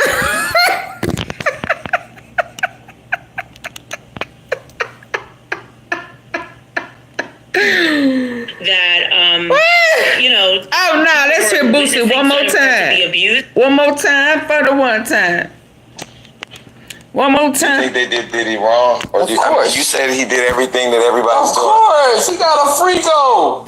But the You ever heard of a RICO by your damn self? The 500 dildos. It's a freako. 500 dildos and the. I don't give a damn. You're a freak. Well, I don't give a damn. If I want my bitch your words? to watch, if I want my bitch to get another dick while I watch, while money going everywhere, call another dick up, go buy something after that. I don't look at it like it's a crime. Freako. You're just freaky. He did what? Met a girl at the studio and they ran a train and he put dick on it and flew out. Ran a train. Is that a crime? Freak. I just was thinking of all the stuff he was charged for. God damn, he freaky. This man, he don't deserve. You don't give him a bond? Nope. Who did he fucking... Bro, it's a black billionaire, bro. Gonna be hard on him. That's why, because he's a successful black man. No, it's because he broke the law. And they fucking over him. You said I feel Diddy in jail for basically doing whatever other Every other rapper, you gotta understand, and they building this case on Diddy. Oh, they are. To get all us on the back end. Cause everybody gonna fly out. How you think we gonna see a bitch? You gotta fly out. Every bitch we fly in, every bitch you fly in, you gonna give her something. A little $1,000 before she go home. That is sex trafficking. You gotta watch who you fly in. They done flipped this rule to take all us down, and then nobody sees it. Nobody sees it. Can't be too freaky now. Right, nobody see. I love it when he said, and nobody see it. I love it when he say that. I love it when he say, and nobody sees it. He said they setting our asses up, and nobody see it. That's why they only have to convict with 2. He got way more than 2. See, I told y'all this week was gonna be the meat and potatoes. I didn't realize at that time that it was the holiday and they weren't gonna be there Thursday and Friday. You got a whole white guy saying he quit because he was running guns, selling drugs, picking up drugs, doing all type of illegal shit. I'm sorry, Bishop. It don't have to just be the sex part. That's just one. It just has to be two in that record too. Hell, he done already blew up old boy car. Today we listened to it, and the witness said that Capricorn, who gonna be there on Tuesday, she was forced. She was forced, and another affiliate was forced to go over to Kid Cudi's house where they blew up the car. They said it was a female's DNA, huh? Reckon it was Capricorn Clark. In the prosecution, she testifying against Diddy. Fresh, I'm sorry, boo. I told y'all, Cassie is just the bread, baby. She ain't the protein. She ain't the meat. She ain't the heavy. Only because there are times that she wanted to leave and he wouldn't let her. That's kidnapping. With these new laws that Big Brother Boosie talking about. Boosie badass. When he wouldn't let her go over there in London and another country where escorts was called during that time too, because everywhere they go they have a freak off. He wouldn't let her go. She had to stay there for a week. That's kidnapping. When that guy who quit said that when he went to go take her stuff for her face, where he done beat her and knotted her up, typically she would come to the door, but somebody else came to the door because Cassie couldn't leave. That's kidnapping. How many more? He got so, that's why he said, I'm listening to all the stuff. There's a whole bunch. All they need is two. And them guns with the shaved off serial number, they say, hell, that's 15. It's in his house. And if don't nobody claim it, the homeowner's responsible for what's in his house, in his safe. Okay. Y'all can continue to have faith in them if you want to. That ass is out of here. And he know it. That's why if you so confident, that's why he done hired a retired Department of a DOJ guy to try to help with that foreclosure, help him keep some of his property, because he know he about to lose all his money, all his inheritance that he thought he was gonna be able to leave to his kids. They gonna tear that ass up. That's why. Shit. He up out of here, baby. Boosie, you better listen to your boy Boosie. But they weren't privy to the sexual nature of this. And, this wasn't like an everyday couple. Diddy has been in the spotlight for that whole time. And the fact that we knew nothing about these sexual encounters that he was orchestrating, when did this come up? She talking about the after party. I've shown before. The after party has nothing to do with her freak off with the male hookers. The after party is when all the celebrities be there, and if you there after 12, you subject to drink some water, and you gonna wake up 2 days later with a sore butt. Yeah. What is your reaction to what has happened so far, and especially the testimony of alleged victim number 1, Cassie? Just shock. I think we're all in shock. Everybody knew about the Diddy parties and the after party, but we didn't know about the after party, right? Apparently the after party were these freak off sessions that were very selective, very coordinated, according to Cassie's testimony, very coordinated by Diddy, and it's not something that we knew about. It's just shocking. It's shocking to know that all of this was going on for years. It was shocking to know that people were witnessing certain parts of the abuse, but they weren't privy to the sexual nature of this. And, this wasn't like an everyday. As Jay-Z, as Beyonce, she for that too. whole time. And the fact that we knew nothing about these sexual encounters that he was orchestrating, it's just shocking. Now, we didn't know about the question: escorts. how much people knew about alleged freak-offs? Were those things kept secret or not? I mean, right now, at the point of this testimony, I haven't heard any testimony. Celebrity A, Celebrity B was a part of the freak-offs with Cassie and the sex workers. It was like Cassie, Combs, the sex I'm workers. ready for them to get to the question I have is, parties. who has been named as a celebrity so far in this trial, and who maybe is going to testify? Which celebrity is going to testify? So here's the thing. Cassie was on the stand for days of testimony, right? And yeah, you're talking 8 months pregnant, by the way, 8.5 months pregnant. She mentioned a few celebrities, and I thought this was interesting, and it points to Combs' famous friends and connections. So for example, she was asked about when a relationship with Combs really began, and she testified that they shared their first kiss at her 21st birthday party. And the transcript reads, Sean was there, and he brought Dallas Austin, he brought Britney Spears. I think those were the two people that stand out to me. How was a 21-year-old able to attract such celebrities to her birthday party in Las Vegas? That was all him. Yeah, I didn't know them. Also, real quick, totally off topic, but I want to thank our sponsor, OneSkin, for this episode. Being on cameras...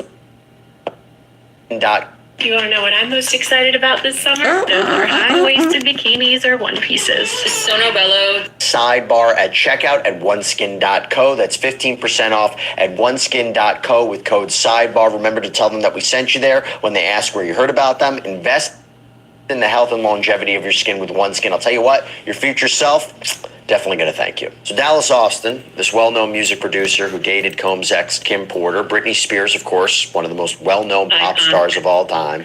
To hear them there, Mina, that's not a surprise to you, right? No, this is the lifestyle that Diddy lived.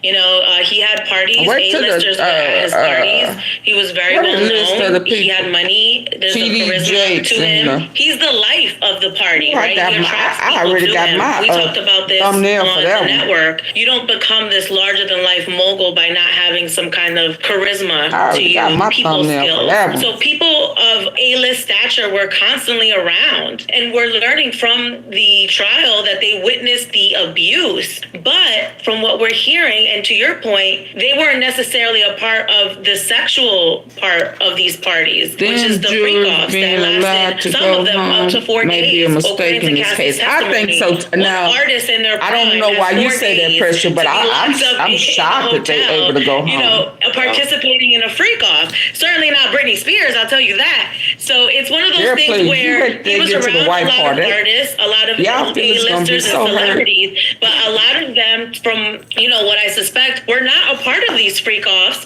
They might have maybe been aware of them or heard about them, but in terms of participation, we haven't seen one celebrity say, I've participated in a freak-off. I don't think we're ever going to hear that if they in fact did, to be honest. And here's the thing, we don't know the witness list. Like, the witness list is sealed, so we don't know exactly who's going to testify. But when you mention the celebrities, when we're talking about Dallas Austin and Britney Spears and the people that are around them, I wonder if this goes to a legal point. You mentioned Cassie, so she's signed to Bad Boy Records, 19 years old.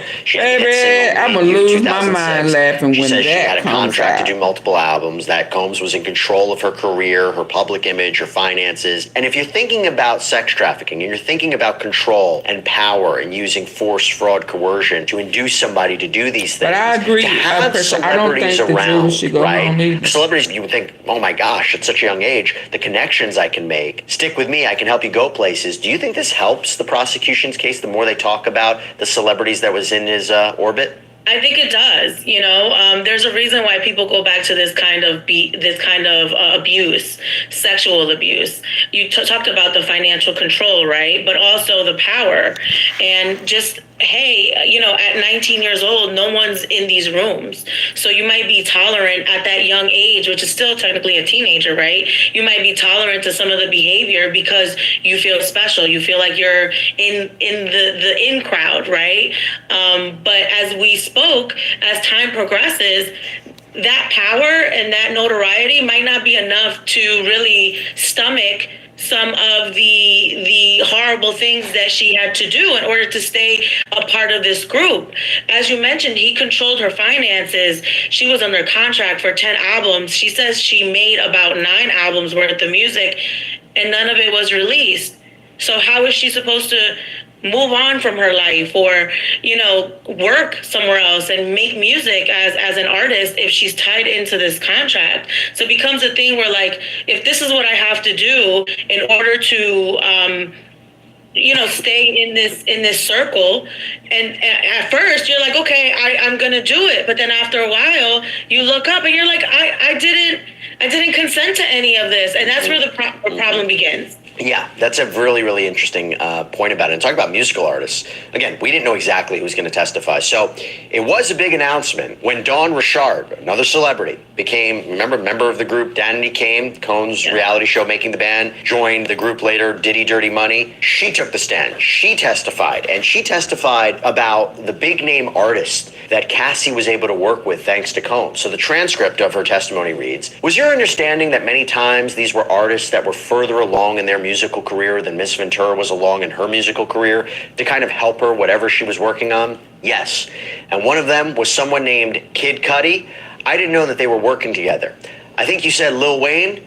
I didn't say that. You didn't? No. Sorry. Do you know if that's true? That she worked with Lil Wayne? Not that I can. That's fine. Do you remember any other artists that Miss Ventura did work with? Yes. French Montana, Fabulous, Too Short. I'm sure I'm missing a bunch, but she did a mixtape that had features on every song.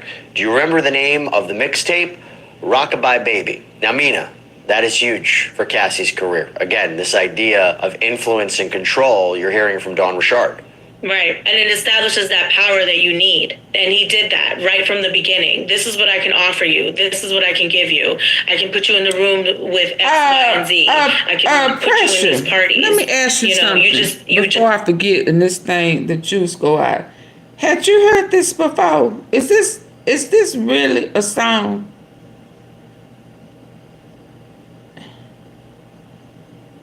Is it? I need for you to tell me, is this really a song? Hold on. I just need y'all to hear this. Is this really a song?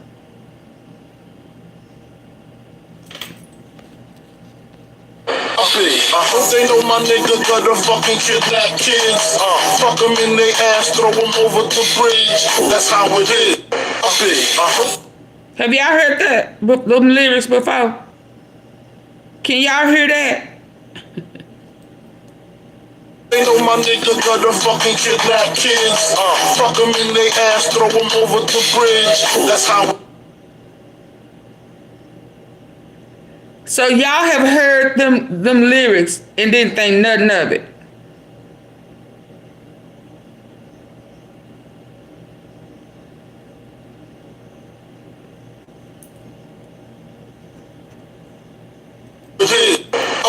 I hope they know my nigga gotta fucking kidnap kids.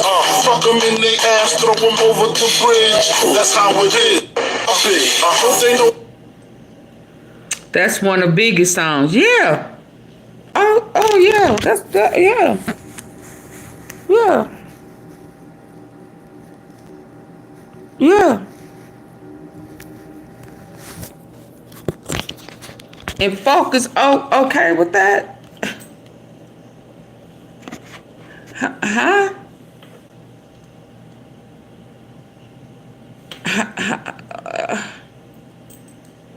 Huh? Hold on, what was this other one I heard? I'm like, what? And folk be saying he one of the best, he the greatest. He talking about hitting them and throwing them over the bridge. What? Hold on, what is this one? I had another one I just saw.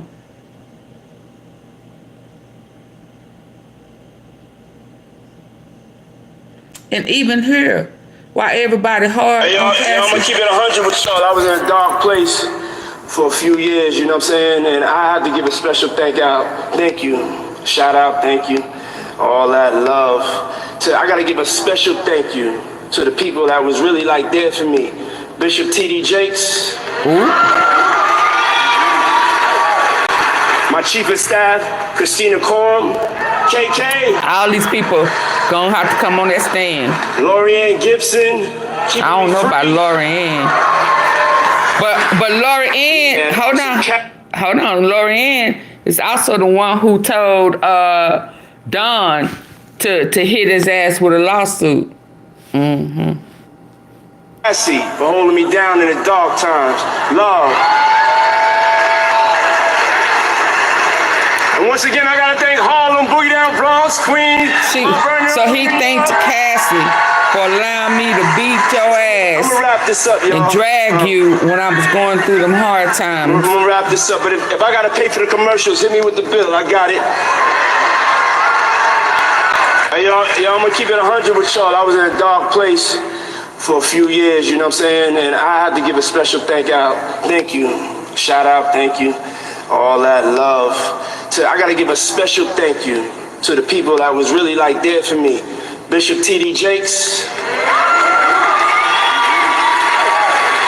My chief of staff, Christina Corum. KK. Lorianne Gibson, keeping me free. Yeah, and also Cassie, Dog Times, Love. So the same person that y'all bashing now, he gave a shout out to for holding him down when he was making deals and shit with the devil.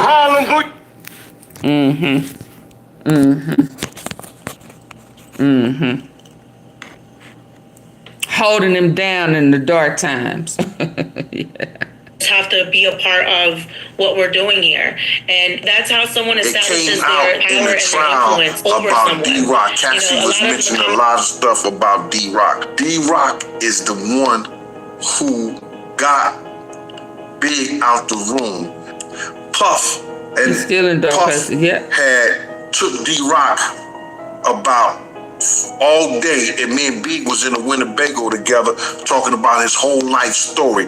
Big told me his whole life story. I told this 1,000 times, brother. But in the trial, Cassie had said something about D-Rock being head of Puff security after I had left. You understand? Now, D-Rock let Puff trick him. Hey, Travis. I don't believe that D-Rock was that sinister and knew what he was doing. I can't believe that he knew what he was doing and getting Big to that party. I knew that Puff may have promised him something. Puff may have promised D-Rock something to help him get Big to that party. Because for some reason, Big had to be at that party, because Puff is the one who, and you'll see in Kirk Burroughs' papers, that Puff is the one who scratched out Big trip from going to London. And then turned around and lied that Big didn't want to go to London, which was a bunch of crap. You understand what I'm saying? Because yep. What you say? Have to go save a dog's life later, people. Oh yeah, go help the puppy. Go help the dog. Is she a fool? Hold on. There's more. I'm like, okay. There's two more men in the room. And I looked at his engineer next, who was sitting right next to him. And I know that he's married, and he just had a little baby girl, and I'm like, okay, he's gonna do something. And I look at him next, and I'm like, okay, like, do something, say something, do anything. And he looks down at his phone and starts texting. And then I was like, oh, fuck. I look at Kanye's cousin next, and I'm like, do something, like fucking do something. And he spins his chair around. And that's when that like gut-wrenching fear set in. And I was like, oh shit. No one's fucking saving me tonight. No one's gonna do anything. No one's gonna do fucking anything. And that's when I was truly fucking scared. At this point, they had ripped my shirt off, and they were trying to get my pants off, and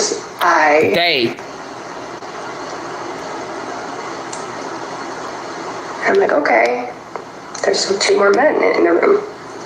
And I looked at his engineer next, who was sitting right next to him. And I know that he's married, and he just had a little baby girl, and I'm like, okay, he's gonna do something. Oh, that battery.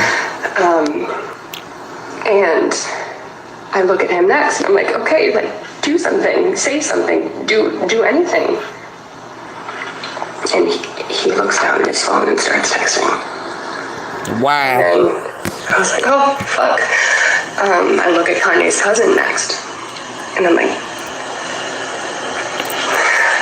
nobody do something, like fucking do something. And he spins his chair around. And that's when that, like, gut-wrenching fear set in. And I was like, oh shit. No one's fucking saving me tonight. No one's gonna do anything. No one's gonna do fucking anything. That's about 4 of them? And that's when I was truly fucking scared. She said there was 2 more in there, right? They had ripped my shirt off, and they were trying to get my pants off, and Hey, Miss Hot Mama. I'm like, okay, there's 2 more men in the room. 2 more. And I looked at his engineer next, who was sitting right next to him. And I know that he's married, and he just had a little baby girl, and I'm like, okay, he's gonna do something.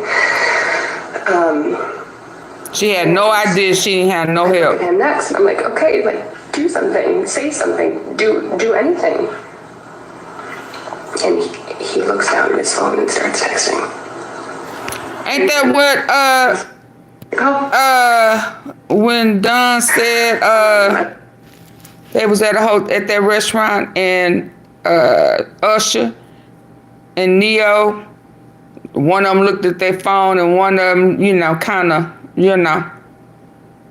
same thing, right? They tried to act like they didn't see what was going on. But this is Kanye's cousin. I looked at Kanye's cousin next. Look at Kanye's cousin next. And I'm like, help me. Do something. Stop this. Like, fucking do something. Stop this. And he spins his chair around. And that's when that, like, oh shit, gut-wrenching fear set in. And I was like, oh shit. No one's fucking saving me tonight. No one's gonna do anything. No one's gonna do fucking anything. And that's when I was truly fucking scared.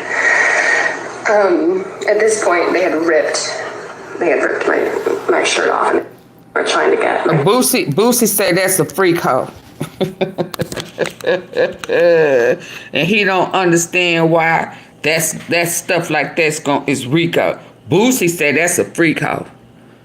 On social media is like, well, why would she do this? And why didn't she walk away? Well, she was introduced into a lifestyle at 19 years old, right? You don't even know how to make money at 19. Looked out for me on that first shoot. I think I did a couple of Jay-Z shoots. I can't remember how many. That's what she got to say. He always looked out for me. Make sure that I got the positioning that I needed to get noticed. Make sure I got the pay that I needed. Just whatever I needed to be straight. Or that was beyond a friendship. And again, it was the same thing as with Dre. It's like you're around someone so much, and there is this tension, and there is kind of this thing like you want to, and you try it, and then it just doesn't. And you just think, let's just be cool. That doesn't work, And that's how that ended. And then I don't think I've seen him for I don't know how many years, but. And then when I saw him, even when I was with Dame and we had the conversation about Confessions being a movie or whatever, it was as if that sexual encounter never happened, and we just... What exactly was the story around that? Bob had been living with me for a while. There was a time where Bob, his brother, his kids, they were all in my life. Staying with me, sleeping on my couch, sleeping on my floor. We were like family. Love the Browns.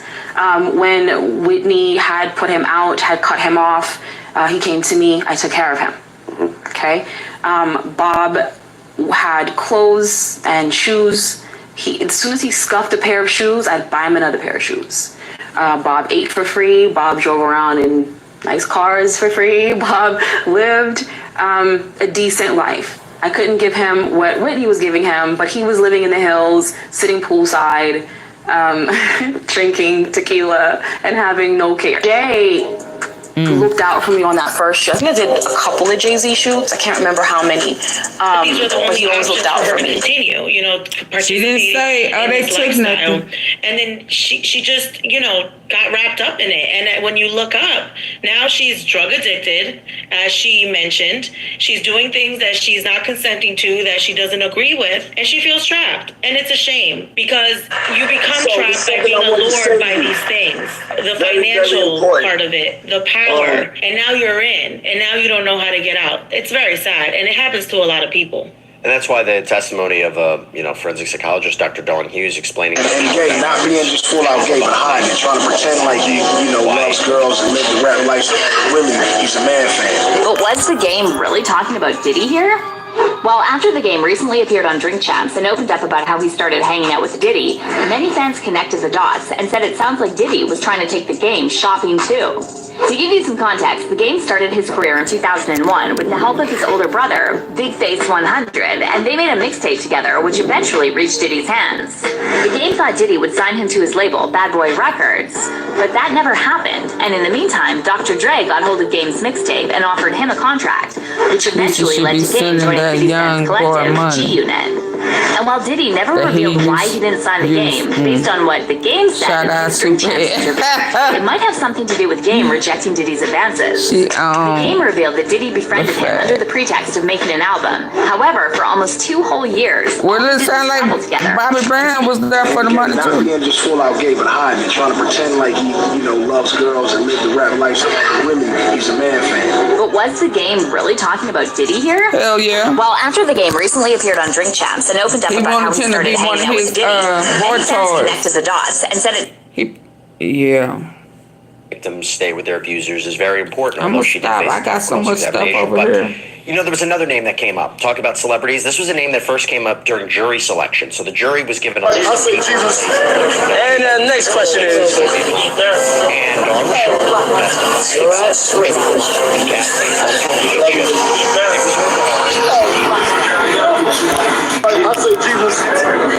And next question is.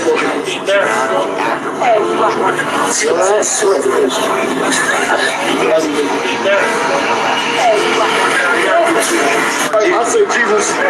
And next question is.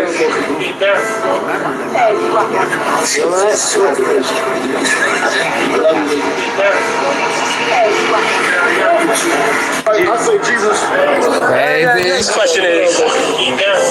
Okay. Let me stop. Oh Lord. You've probably heard about Boxable's flagship product, the Casino. Oh man, that was so. Mina, this goes to a larger question. A, as the prosecution would assert, was this Sean Combs acting I can put you in these parties. You just have to be a part of what we're doing. Diddy Dirty Money? She took the stand. She testified. And she testified about the big name artist that Cassie was able to work with thanks to Combs. So the transcript of her testimony reads, was your Cassie reportedly claims. And next question is. Miss Ventura was along in her musical career to kind of help her whatever she was working on? Yes.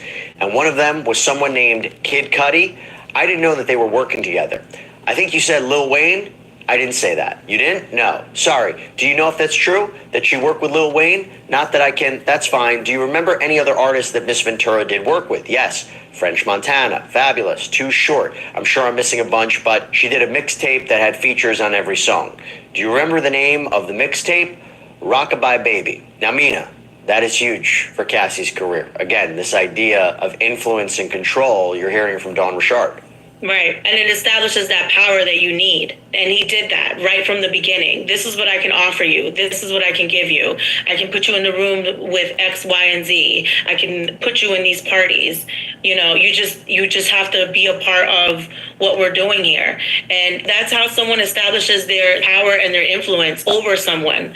You know, a lot of the commentary on social media is like, well, why would she do this? And, you know, why didn't she walk away? Well, she was introduced into a lifestyle at 19 years old, right? You don't even know how to make money at 19, and saw that these were the only options for her to continue, you know, participating in this lifestyle.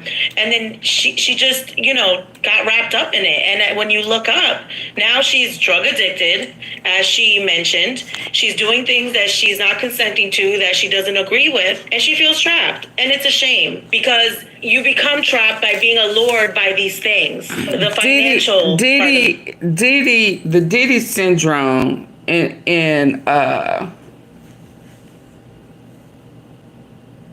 grooming her was like crack. You know, it has that crack attack, and it's like she would chase that first high or whatever, you know, that sensation. Or she was, you know, he brought her in, and then he flipped the script. It's that bait and switch. And she was still trying to get back to that same, you know, because she really thought that it was the drugs and the alcohol, instead of him sitting back telling his homies, oh yeah, she young, she moldable, you know, I can get into her head, I can intimidate her, you know, pimp her.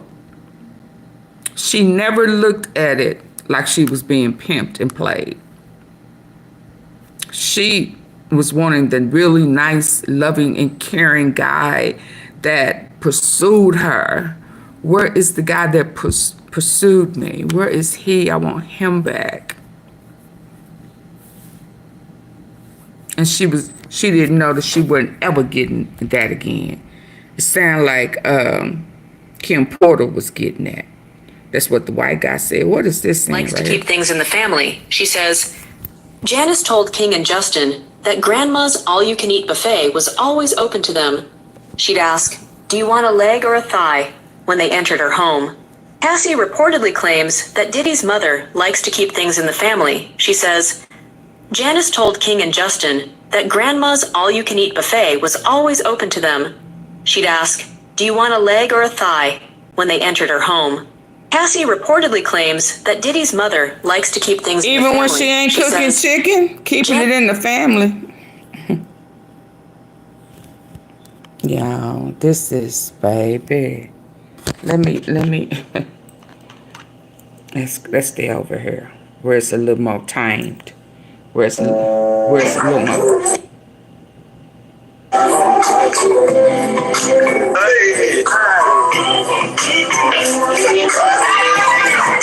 You can actually see Diddy turning into the diddler the more and more that he drinks. In our offense, without him, I just want to have another shot to that before y'all drink, because I want to just make sure.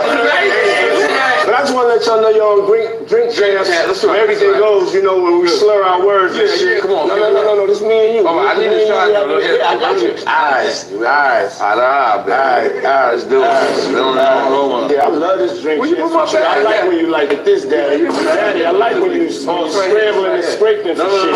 I like that. Did you miss me, though? Man, I'm talking about for your birthday. Why won't you party with me for your birthday, man? We partied for my birthday before. You came to my party. No, but me and you ain't never really partied. You know what I'm saying? Eyes, brother. Eyes. You can actually see Diddy turning into the diddler the more and more that he drinks. In our offense, without him, he said, yeah, but we ain't really party one-on-one. But I just want to let y'all know y'all drink champs. So everything goes, you know, when we slur our words and shit. Everything goes. All of them scared. They scared as hell.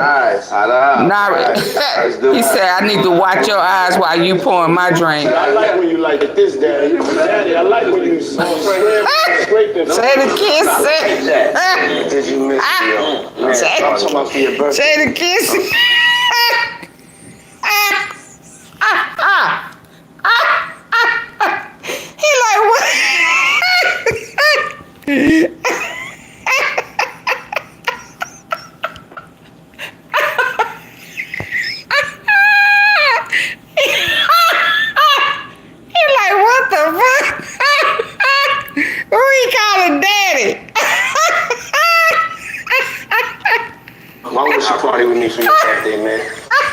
We partied for my birthday before. You came to my party. No, but me and you never really partied. Eyes, brother. Eyes. You can actually see Diddy turning into the diddler the more and more that he drinks. I want fence without him needing a shot to that before y'all drink, because I want to just make sure. But I just want to let y'all know y'all drink champs. So everything goes, you know, when we slur our words and shit. Come on. No, this me and you. Oh, I need a shot. I got you. Eyes. Let's do it. Yeah, I love this drink. I like when you like it this, Daddy. Daddy, I like when you scrambling and scripting for shit. I don't like that. Did you miss me, though? Man, but I'm talking about for your birthday. Miss you? Why party with me for your birthday, man? You came to my birthday before. You came to my party. No, but me and you ain't never really party. You know what I'm saying? Eyes, brother, man. Eyes. You can actually see Diddy turning it. Jaguar kind of alluded to Jay-Z may be next. What is your thoughts when you hear? Oh, yeah, I know. I'm gonna get back over there. This over here just good. People, Jay-Z's like the lone. Jay is them people. Jay what? When you do the history of most of the people that got in trouble in the industry, big trouble, who they went to for help? When Lil Wayne was in trouble, who he go to? When Meek Mills was in trouble, who he go to? Meek Mills said it himself. Desiree helped me. So how could he be up next? You know what I'm saying? He is them people. I don't think they coming after him at all.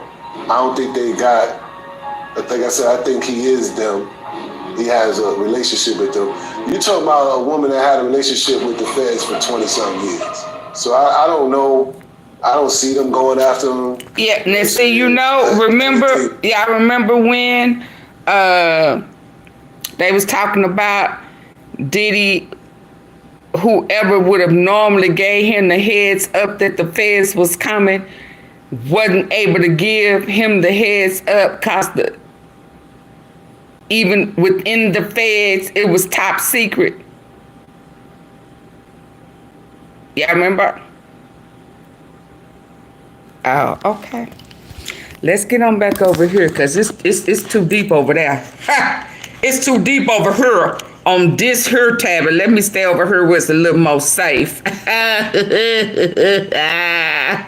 The power, and now you're These in, guys and now you looking don't know around. how to get out. It's very sad, and it happens to a lot of people. That's why the testimony of a forensic psychologist, Dr. Moore, is saying about power dynamics, bonding, why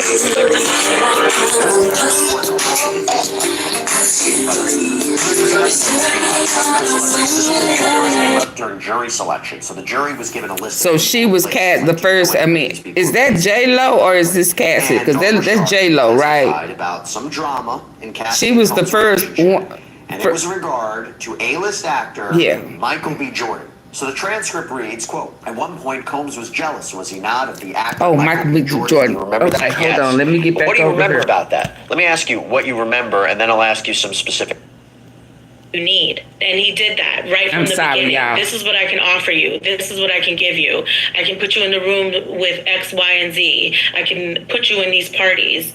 You know, you just have to be a part of what we're doing here. And that's how someone establishes their power and their influence over someone. You know, a lot of the commentary on social media is like, well, why would she do this? And, you know, why didn't she walk away? Well, she was introduced into a lifestyle at 19 years old, right? You don't even know how to make money at 19, and saw that these were the only options for her to continue, you know, participating in this lifestyle. And then she just, you know, got wrapped up in it. And when you look up, now she's drug addicted, as she mentioned. She's doing things that she's not consenting to, that she doesn't agree with, and she feels trapped. And it's a shame, because you become trapped by being allured by these things, the financial part of it, the power, and now you're in, and now you don't know how to get out. It's very sad, and it happens to a lot of people. And that's why the testimony of forensic psychologist Dr. Dawn Hughes explaining about power dynamics, trauma bonding, love bombing, why victims stay with their abusers is very important, although she did face a tough cross-examination. But, there was another name that came up. Talk about celebrities. This was a name that first came up during jury selection. So the jury was given a list of people and places. Like, do you know anybody, these people or places? Could it be a conflict? And Dawn Richard testified about some drama in Cassie and Combs' relationship, and it was in regard to A-list actor Michael B. Jordan. So the transcript reads, quote, "At one point, Combs was jealous, was he not, of the actor Michael B. Jordan? Do you remember that?" "Yes." "And what do you remember about that?" "Let me ask you what you remember, and then I'll ask you some specific questions." "I remember she had started talking to Michael B. Jordan right before she went to South Africa to shoot a movie. And I remember them not being together while she was in South Africa." Now, when she was on the stand, Cassie testified that Combs was suspicious that she and Jordan might have had something going on the side, but says the details of how exactly he came to that conclusion were a bit fuzzy. Mina, this goes to a larger question. A, as the prosecution would assert, was this Sean Combs acting violent and controlling to force Cassandra Ventura into sex trafficking as part of a racketeering criminal enterprise? Or was he a jealous boyfriend, and his anger is fueled by jealousy and insecurity, and there's love and there's anger, like there isn't any kind of relationship, not justifying it, but it's domestic violence, maybe a state crime, not a federal crime. So when you hear something about Michael B. Jordan, what do you take away from it? I don't really know what Diddy's motives were. I think we're all still trying to figure that out. But I was very surprised at Michael B. Jordan. And on my radio show, I talked about that extensively. And I kind of gave some theories as to why he might be involved. Now we know Cassie had a flirtatious relationship with him. Maybe, yeah. But I don't know what the basis of the reaction from Combs is. It's to me, it's very puzzling, Thugged out scene with Suge Knight. Well, it's not exactly with Suge is in the story, but hold on.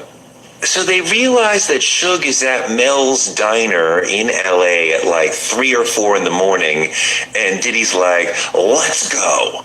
So David James, the personal assistant, and D-Rock, the bodyguard, and Diddy are driving to Mel's to get Suge, and Diddy's got 3 hammers on his lap. On cross-examination, the defense asked why he didn't object to going to the diner with a hammer-toting Diddy. James said, "You have someone with 3 hammers in close proximity. I didn't think I had the option." Defense. Oh, wow.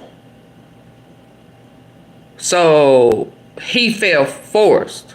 Executing the mission. James, "I was doing what I was told." At the Diddy trial, David James, his former personal assistant, testified to a wild, thugged out scene with Suge Knight. Well, it's not exactly with Suge. Suge is in the story, but hold on. So they realize that Suge is at Mel's Diner in I didn't know about the hammers. 3 or 4 in the morning, and Diddy's like, "Let's go." So David James, the personal assistant, and D-Rock, the bodyguard, and Diddy are driving to Mel's to get Suge, and Diddy's got 3 hammers on his lap.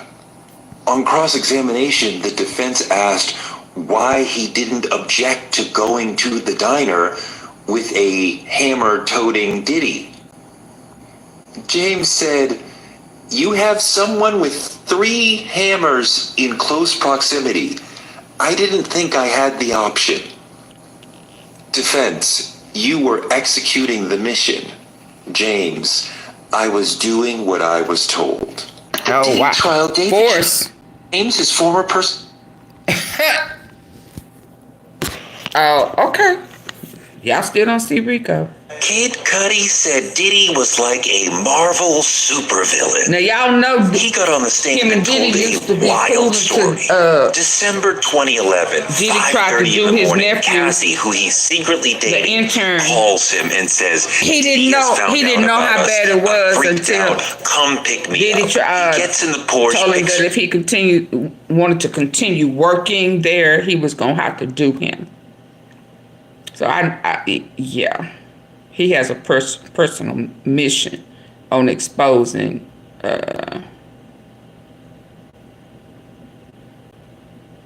yeah. in 5 different relationships. So there were 5 different women, and he almost had like a hierarchy to them, right? Kim Porter being his family, you know, the number one, and then he said Cassie was moldable, you know. So it's like, I think we're trying to understand the dynamics here. 30 in the morning. Was this When love? you get up Was in this the control? morning before you talk. I don't know quite yet, but I do know that there's a possession there on behalf of Diddy, where he's trying to possess her and keep her from having these other relationships. You know, he can have other relationships, but what is it that she can't? And that's really where I feel like the prosecution has an edge over it. You know, if this was a consensual relationship, she would be able to go off and date Michael B. Jordan and Kid Cudi, you know, and the unnamed football player that we learned about. And she could have continued her relationship with Ryan Leslie, the producer. But the fact that there was a control element there where he's like, no, you can't do that.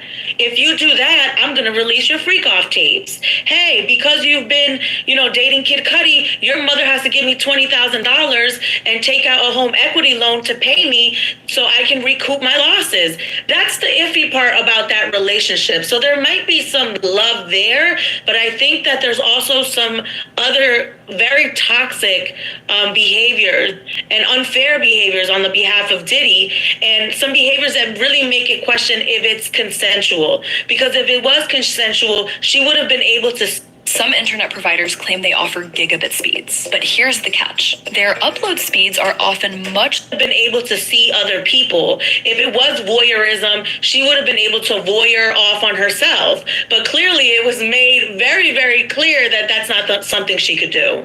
Mina, are you sure you're not a lawyer? That was awesome. That was a really, really good breakdown about the power dynamic, and clearly it's not equal, and exactly, I think, how the prosecution is going to frame it in a closing argument. That was 100% on point. And you mentioned Kid Cudi, right? So Combs' apparent jealousy was on full display when he and Cassie were on a break, and she started apparently seeing Scott Muscudi, better known as Kid Cudi, someone that she apparently met through Combs. And by the way, as we're talking right now, I think Kid Cudi is taking the stand, or is just taking the stand. So, according to Cassie, Combs found out that she was apparently seeing Muscudi, apparently by seeing an email between Cassie and one of his staff members. And on the stand, Cassie testified. Let me read what you're saying. Hold on. You said since you had to wait 20 long minutes. Let me see what you're trying to say to me. I've been waiting 20 long minutes. Hey. You got it popping. Okay. Hey. Everybody's so focused on Diddy and the other celebrities, and in reality, they all Hollywood. We know they performed the real issue. Pressure, stop that. That girl was, so she was only supposed to have a sugar daddy that didn't want to commit to her, so she wasn't supposed to date other people? You're a trip. You're a hypocrite. You are a hypocrite. To pay me so I can recoup my losses. That's the iffy part about that relationship. So there might be some love there, but I think want to be able to call female freak hoes. Very toxic behaviors and unfair behaviors on the behalf of Diddy, and some behaviors that really make it question if it's consensual. Because if it was consensual, she would have been able to see other people. If it was voyeurism, she would have been able to voyeur off on herself. But clearly it was made very, very clear that that's not something she could do. Mina, are you sure you're not a lawyer? Yeah, let's see what this is saying over here. You know the good stuff over here, y'all. Is this one of them freak outs, the after party at the Know that. Save you a lot of money. Hey, yo, I'm talking about coming out there and walking around with my trade and a bunch of jewelry. It's a whole lot of money in the smoke. Whole bunch of men with no shirts on. Whole lot of money. So this is the after party, stuff I'm waiting to come out. That right here, that's when that's when other celebrity names is gonna pop up. This is the after party I'm waiting to come out. They asses, these folk gonna be, they gonna be caught all the way off guard, baby, when the after party to the after party freak off list come out. Yeah, and they eating shit off of everybody, and the mask is on, and they rubbing that oil and putting Visine in their eyes and in their drinks and shit, and they don't realize. Yeah, wait till that comes out. Ooh, baby. Awesome. That was a really, really good breakdown about the power dynamic, and clearly it's not equal, and exactly I think how the prosecution is going to frame it in a closing argument. That was 100% on point. Oh, I didn't hear what she said. Right, so Combs... unnamed football player that we learned about, and she could have continued her relationship with Ryan Leslie, the producer, but the fact that there was a control element there where he's like, no, you can't do that. If you do that, I'm going to release your freak off tapes. Hey, because you've been dating Kid Cudi, your mother has to give me $20,000 and take out a home equity loan to pay me so I can recoup my losses. That's the iffy part about that relationship. So there might be some love there, but I think that there's also some other very toxic behaviors and unfair behaviors on the behalf of Diddy, and some behaviors that really make it question if it's consensual. Because if it was consensual, she would have been able to see other people. If it was voyeurism, she would have been able to voyeur off on herself. But clearly it was made very, very clear that that's not something she could do. Mina, are you sure you're not a lawyer? That was awesome. That was a really, really good breakdown about the power dynamic, and clearly it's not equal, and exactly I think how the prosecution is going to frame it in a closing argument. That was 100% on point. See, and you mentioned they tell off on their story. So Combs' apparent jealousy was on full display. He has said that his parties are so wild that he has to have an ambulance outside of his house. He said that his parties are so wild, bro, that he gotta have an ambulance outside his house. And they have to do a drip afterwards. He is sitting outside around poolside doing an IV drip with his mama. I don't know, maybe that's some rich.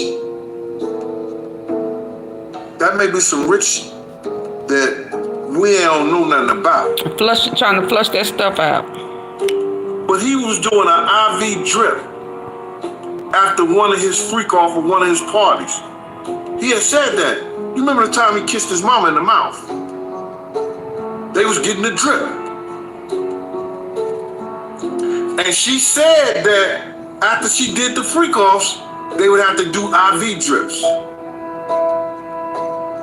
See? And they tell off on their story. They sell.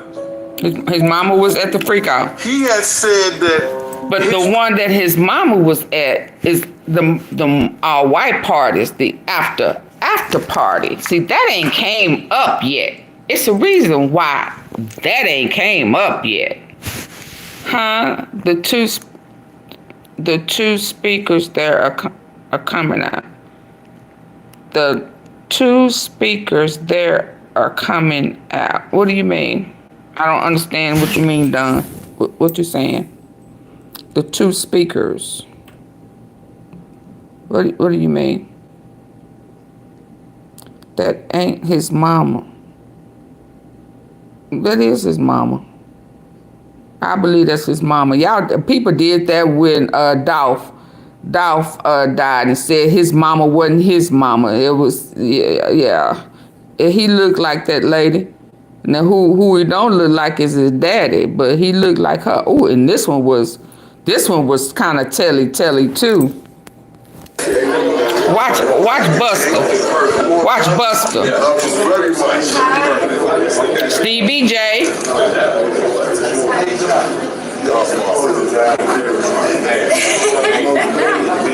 Is he caressing him on his face? Come on now. Yeah. Love you very much. He trying to get him away from that girl?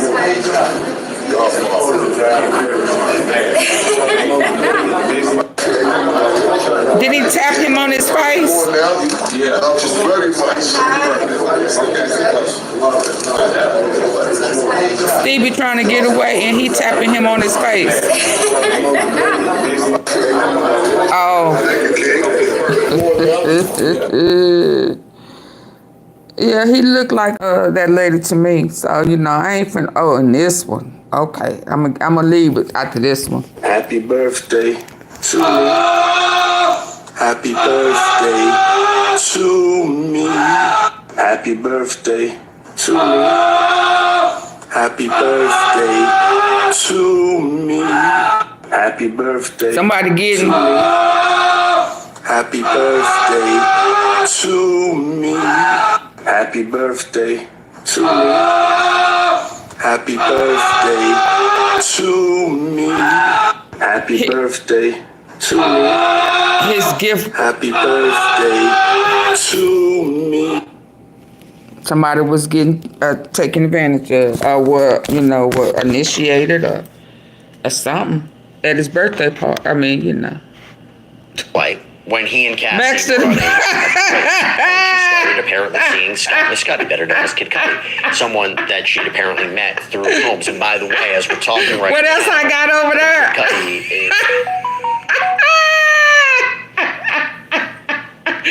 This the good stuff over here. Happy birthday to me.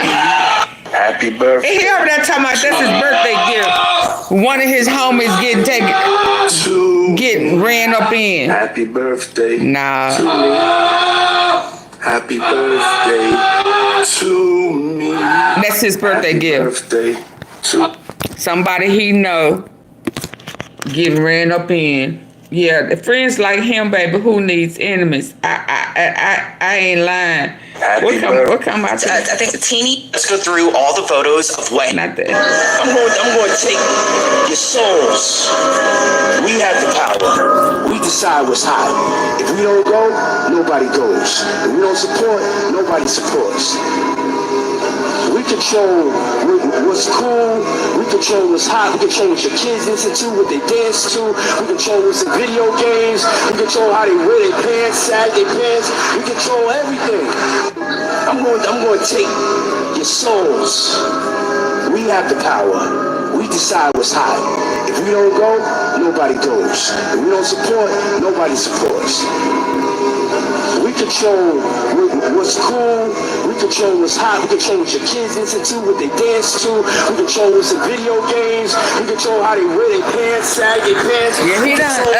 French Montana was over there. One of them his birthdays. Diddy is being accused of kidnapping his former assistant, Capricorn Clark. If you didn't know, Diddy is being charged for kidnapping under his RICO charge, and in the court docs, it said that Diddy and a co-conspirator kidnapped an individual at Pow Pow Point to facilitate the break-in of Kid Cudi's home. During Kid Cudi's testimony against Diddy, he confirmed that this was Capricorn Clark. The government asked Kid Cudi, "What did Capricorn Clark tell you?"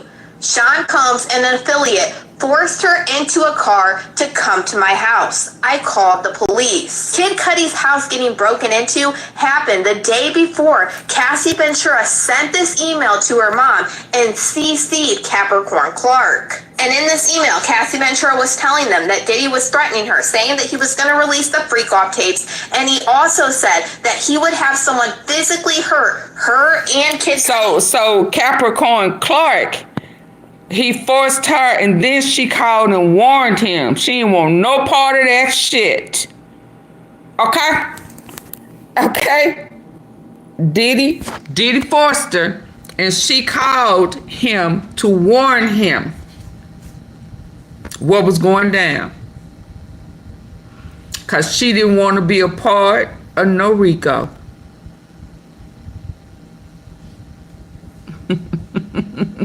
Y'all still don't see Rico yet?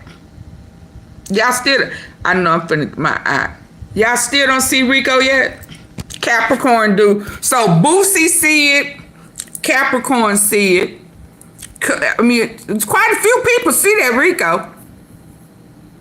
Boosie said it best though, didn't he?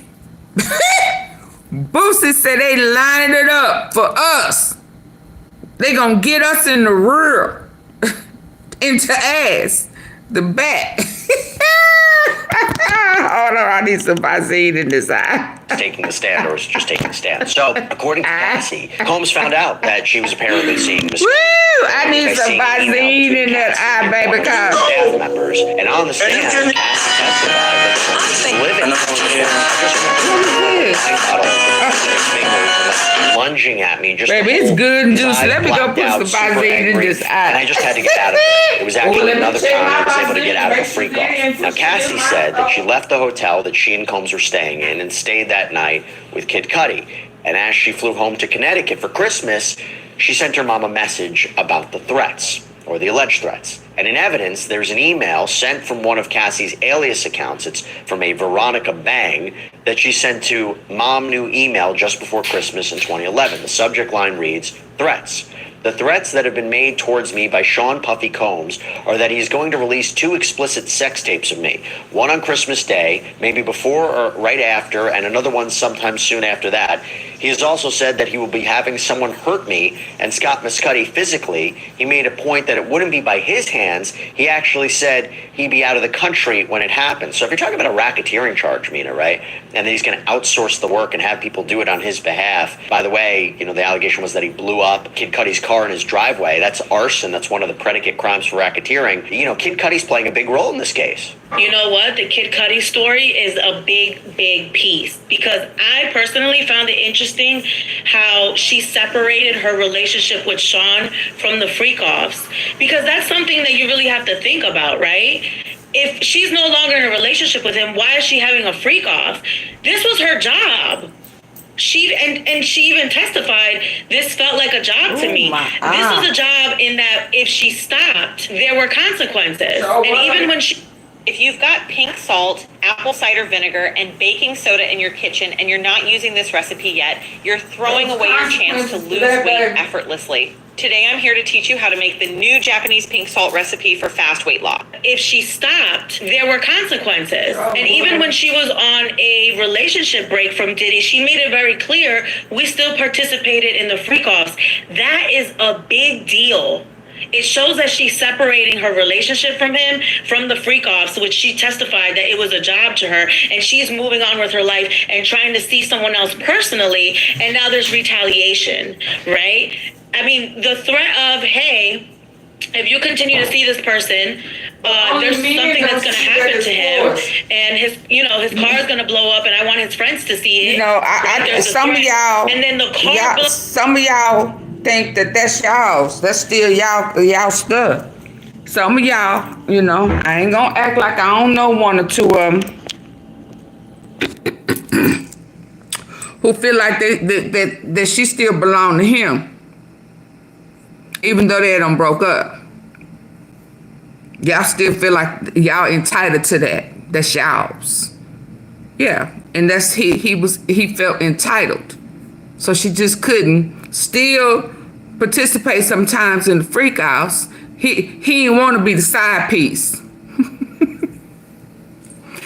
Dude, you better be glad I'm even fucking with you, cause you tissy roll. Yeah, you really are side piece material. You just got long money, but you ain't. See, you had to succeed, cause this all you had to offer. And old boy said you had gangrene teeth, baby. When I heard that last night, I hollered. Maybe that's why I put on green today. He used to have gangrene teeth.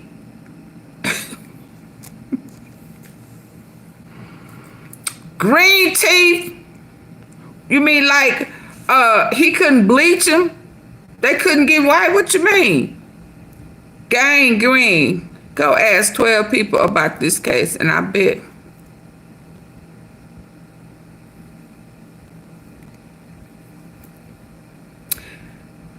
pressure. Let's just move Cassie out the way.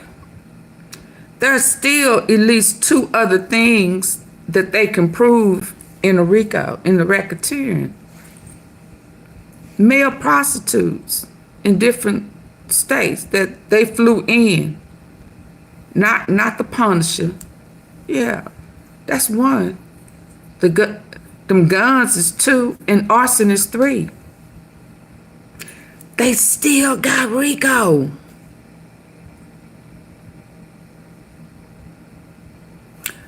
All they had to do was prove one time that she was, and they got kidnapping.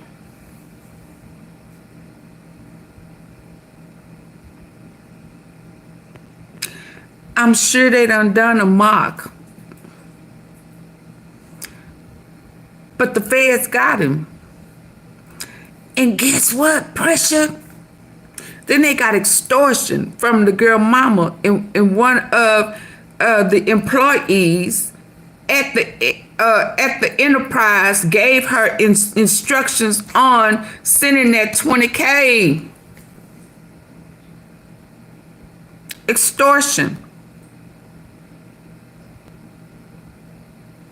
One of his employees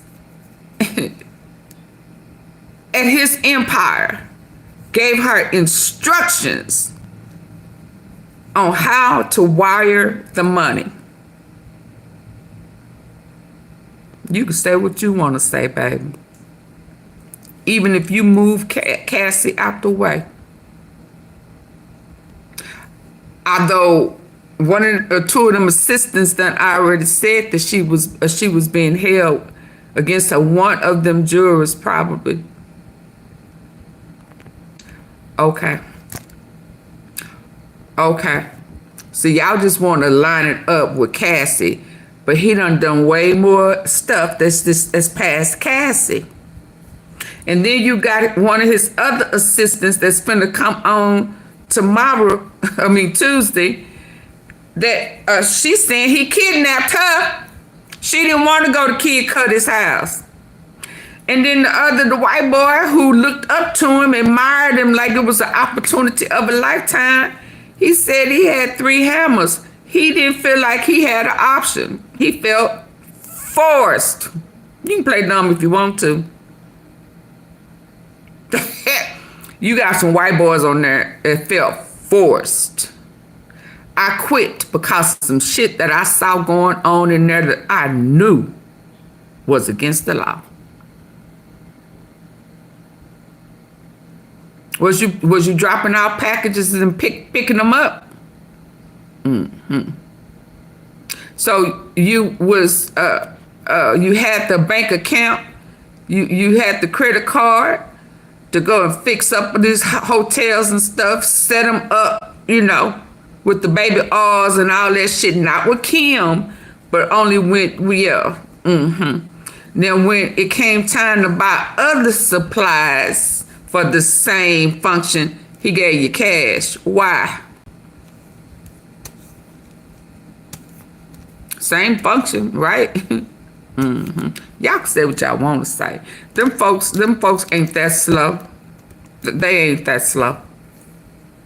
They ain't that slow. He out of here. You say what you want to say. And what I was about to say.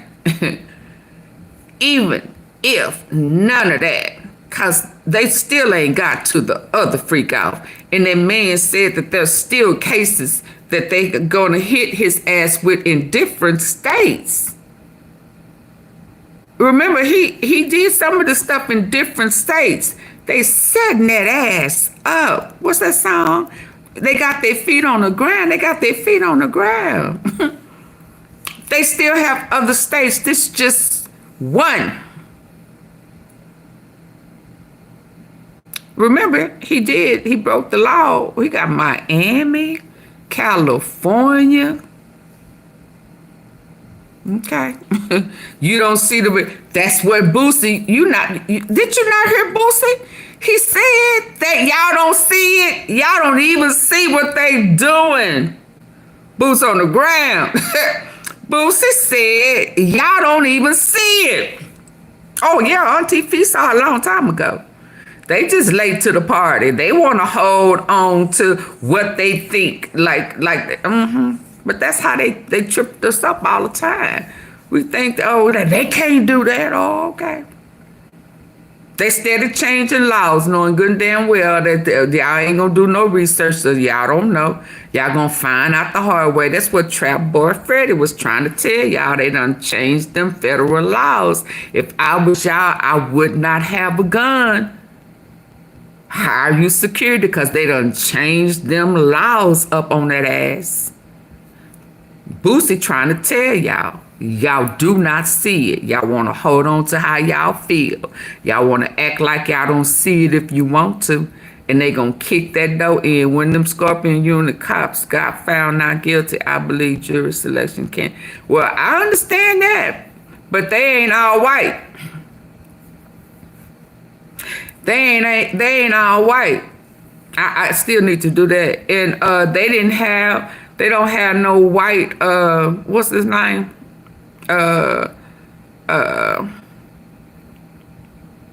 What was the men, them two white men that said that I don't see nothing wrong with how they handled the nickel. He was resistant. So when they had them two old white men, what did I call that white man? The wizard. The wizard is the reason why they was found out guilty. The wizard who refused to say it was excessive force. I kept saying he refused to say it. He won't say it. He won't say it. He is intentionally avoiding, and that's why him and Hagerman got into it, because he refused to say excessive force. It wasn't going to come out of his mouth. Now, if he'd have been white, excessive force would have came out. He said unnecessary. It wasn't excessive. So the problem is, Diddy don't have them old white men. He don't have the Trumps and Clive Davis, and he don't have the white men to come on there. He got white men up there saying he had 2-3 hammers sitting in his lap. I didn't feel like I had a choice. Them the white men he got. Them cops over there, them all white jury, and so that was But I feel you on that. But that's how that went. That white man, the wizard. That's why I called him the wizard. I'm telling you, he was the head clan, with the sheep. And he said, I don't give a fuck what you say. You ain't gonna get me to say excessive.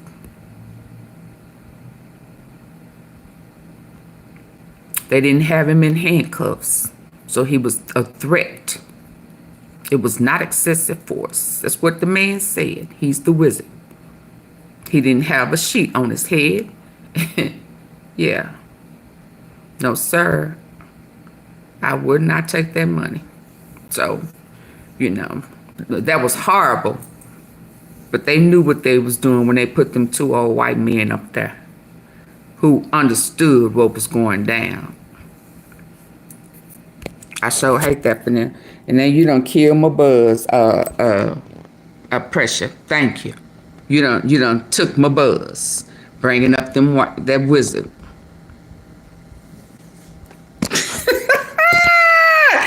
Pressure got me off of it. And then his defense team says, well, he has nothing to do with that. I'm sure he has nothing to do with that. But how did you make a threat and then the threat was executed after you made it? You might not have been involved, but the question now lies, who executed the arson? Who executed the car? Let's talk about the arson. Kid Cudi's testimony is going to be crucial because I also think Pressure did that on purpose, y'all, whether y'all know it or not. We still participated in the freak-offs. That is a big deal. It shows that she's separating her relationship from him from the freak-offs, which she testified that it was a job to her, and she's moving on with her life and trying to see someone else personally, and now there's retaliation, right? I mean, the threat of, hey, if you continue to see this person, there's something that's going to happen to him, and his car is going to blow up, and I want his friends to see it, right? There's the threat, and then the car blows up, and then his defense team says, well, he has nothing to do with that. I'm sure he has nothing to do with that, but how did you make a threat, and then the threat was executed after you made it? You might not have been involved, but the question now lies, who executed the arson? Who executed the car being blown up? Kid Cudi's testimony is going to be crucial, because I also think it's a very important part in the dynamic of Cassie and Diddy, where she's starting to kind of pull away from him, and she wants to see other people, and there's this thing where he's pulling her back with the force and the threats, and it really contributes to the prosecution's case here. By the way, I'm going to read you in real time him on the stand, his testimony. So the prosecution called him. Apparently, he's wearing a leather jacket, white shirt, blue jeans. Capricorn gonna seal that deal for. He mentions Cassie. Says we dated in 2011. Who else was she involved with? Sean Combs. What did you know about their status? He responds that she and Sean Combs had some problems and they weren't dating anymore. And he's asked in December 2011, did law enforcement respond to your home? Yes, I had a break-in. Cassie called me at 5:30 or 6 a.m. She said Sean Combs had found out about us. She asked me to pick her up, so I did. Both of them was trying to warn him. Why? She was worried. What was her demeanor? Very stressed and worried. Where did you go? The Sunset Marquee. Why? I thought it was safe, off the radar. Who else did you speak with? Capricorn Clark, near tears. What did she say? That Sean Combs was in the car near my house. There was an objection. It was overruled. You called Sean Combs? I did. He said, I'm over here waiting for you. When you arrived, what did the outside look like? Pretty normal. Any security camera? Yes, but I found out they weren't working. But the security cameras had been moved. Did you move them? No. What did you see inside your home? Gifts were open, some stuff I got from Chanel, and my dog was struggling with blurry vision. Don't worry. This natural recipe before bed. His dog was struggling with dry, painful eyes and blurry vision. It's very from Chanel, and my dog was locked up in the bathroom. How did you usually leave your dog? I let him roam. How long had you had your dog? 3 years. What changes were behavior of a dog after the break-in? Jittery, on edge all the time. I got back in and called Sean Combs again. I was looking for him. I wanted to fight him, you know? Did he answer? Yeah, he said, I'm on my way. When you saw Cassie, how did she seem? Depressed.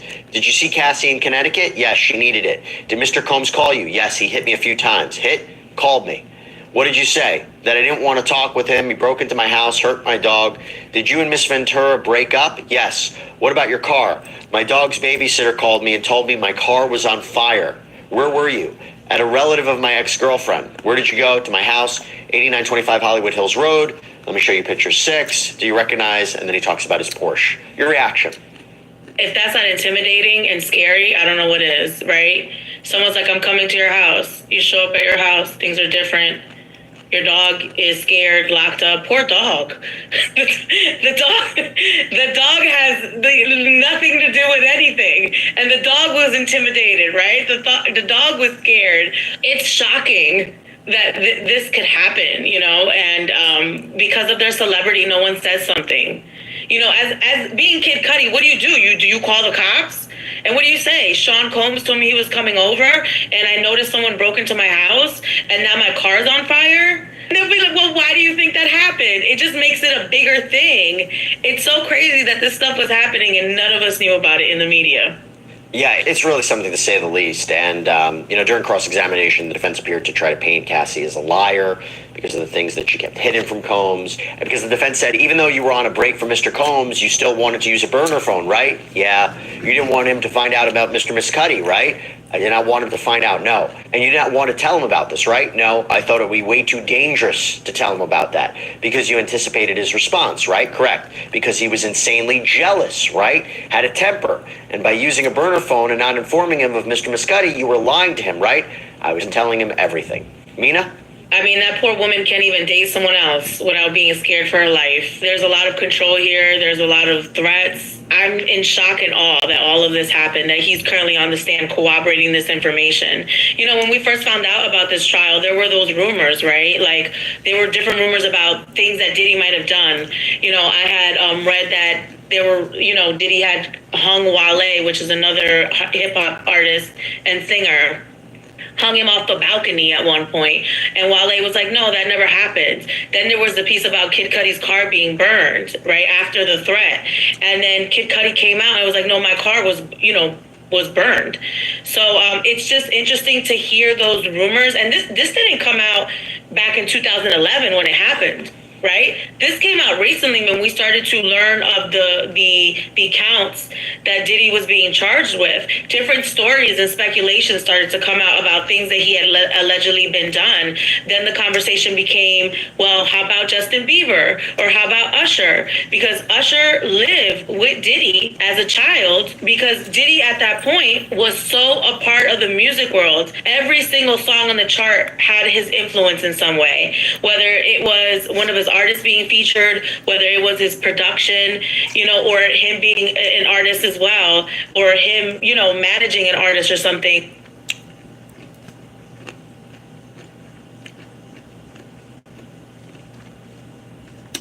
Let's hear them.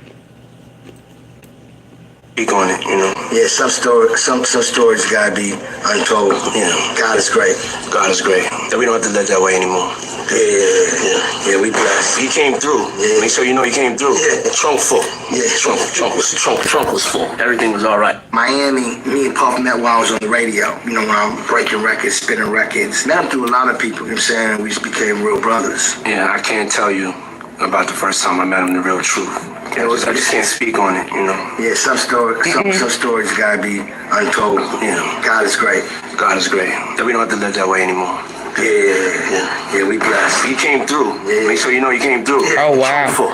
Yeah, trunk was full. Everything was all right. Miami, me and Puff met while I was on the radio. When I'm breaking records, spinning records. Met him through a lot. So he have a way of trying to expose people on the I can't tell you. So it's like at one point, there was a tie to Diddy in every aspect of music. So it was one of those things where people started to speculate. Well, Usher was there. What happened with Usher? Justin Bieber was there. Can we talk about that? Can we talk about that? Because Dawn Richard said she witnessed Combs punch Cassie, and this was in front of Usher, Jimmy Iovine, Neo. So I wonder if they're going to testify. Yeah, I wonder if they're going to testify, and I wonder, again, goes back to your larger question, why did no one speak up if this is true?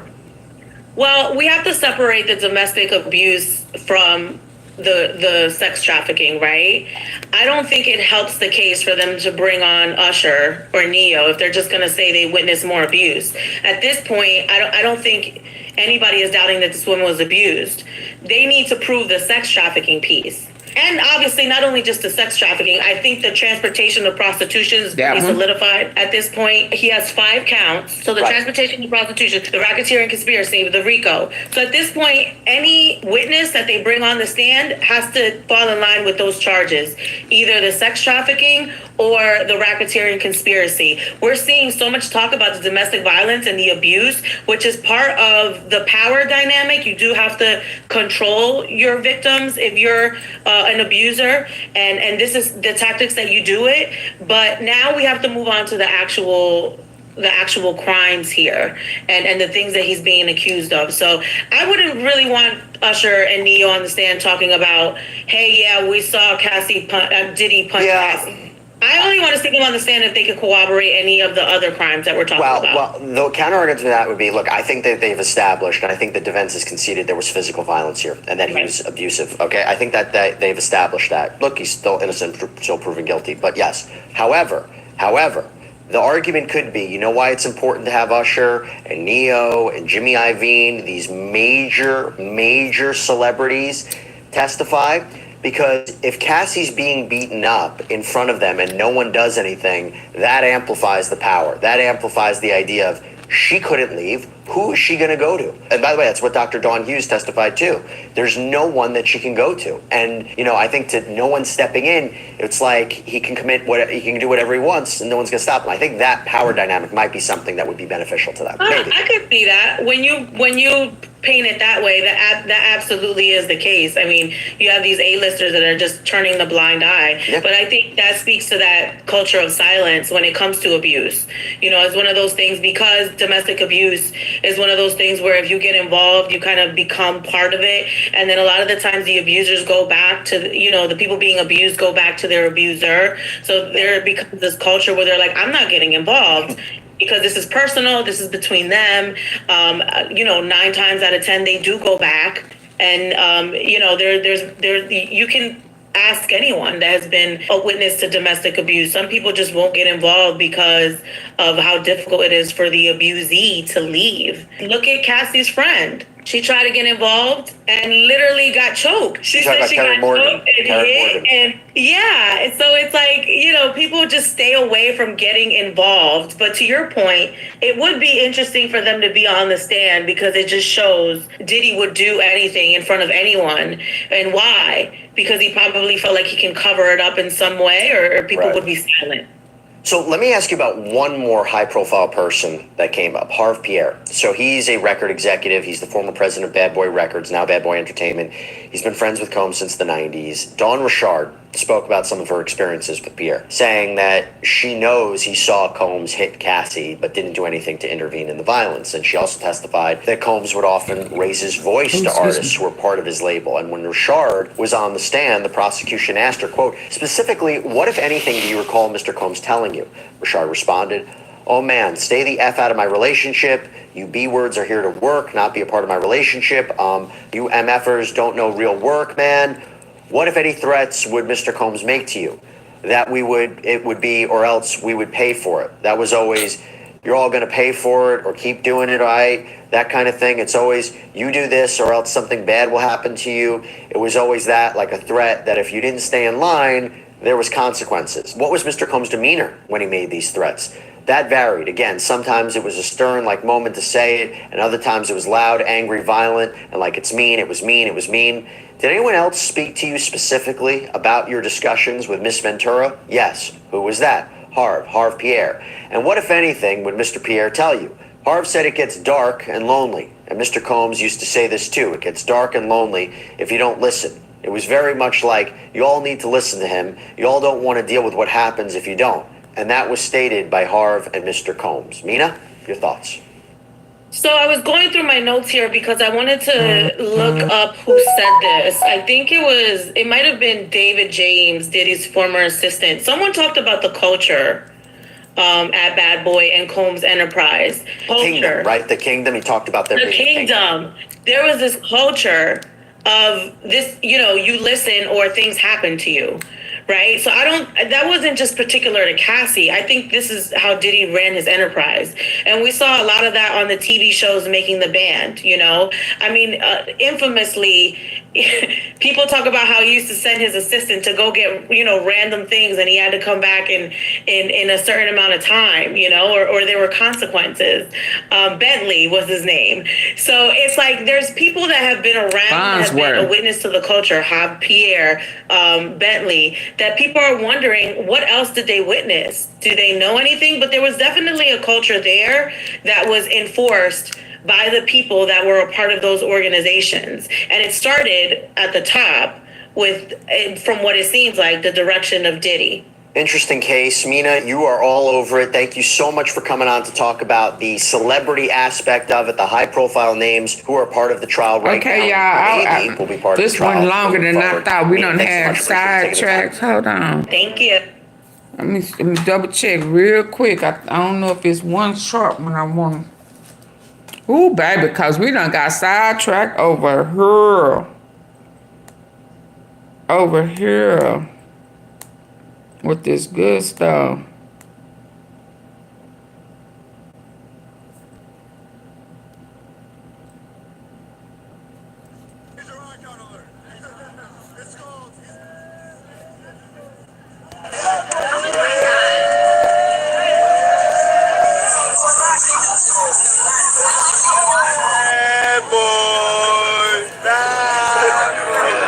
That's when he. Bad boy now.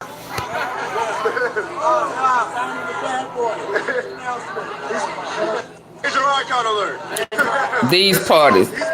They ain't went to them parties yet.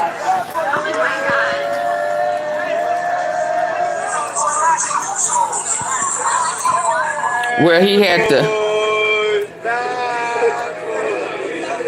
Oh, her. This is one simple cleaning trick singers can use to instantly clean toilets without any scrubbing. Take your most disgusting toilet. Yes, even that nightmare in the guest bathroom you've been hiding.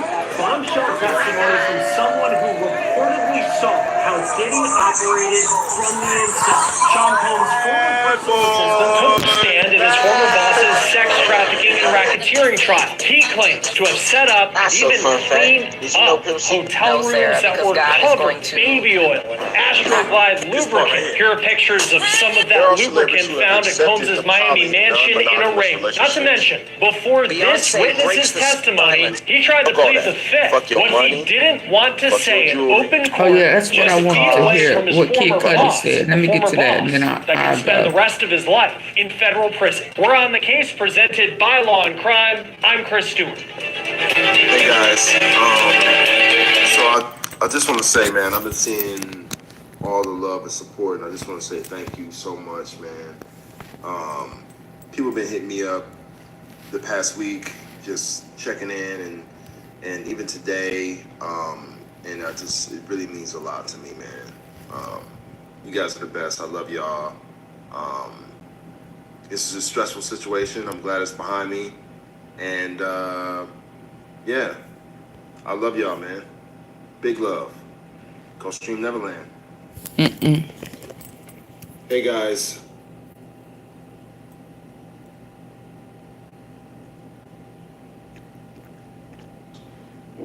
In order for us to move on, we need to address the last time we was in the same room with each other.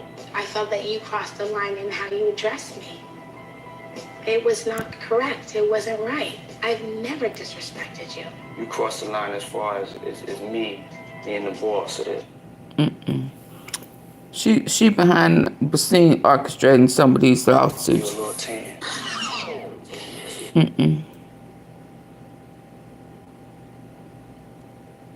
He said, but I'm tired of living my life like this.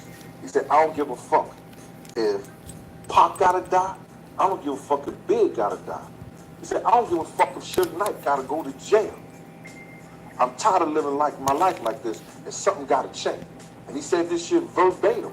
I wasn't the only one that heard him say it. My man Bud heard him say the same thing. Cause Bud was like, yo, wow. That nigga said, Big, fuck the man. Fuck the rest of this. I don't know if Poppy's gonna die. I don't know if the baby's gonna die.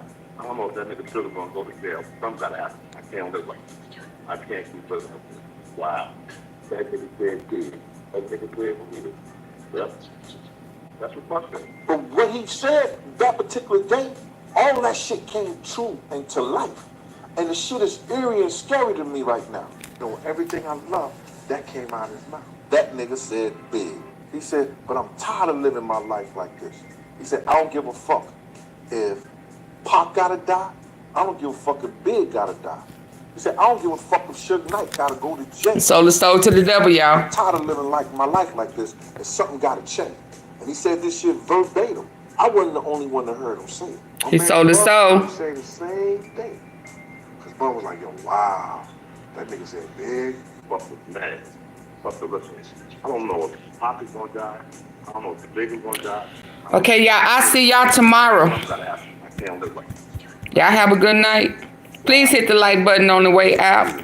That's what Puff said. But what he said that particular day, all that shit came true and to life. And the shit is eerie and scary to me right now.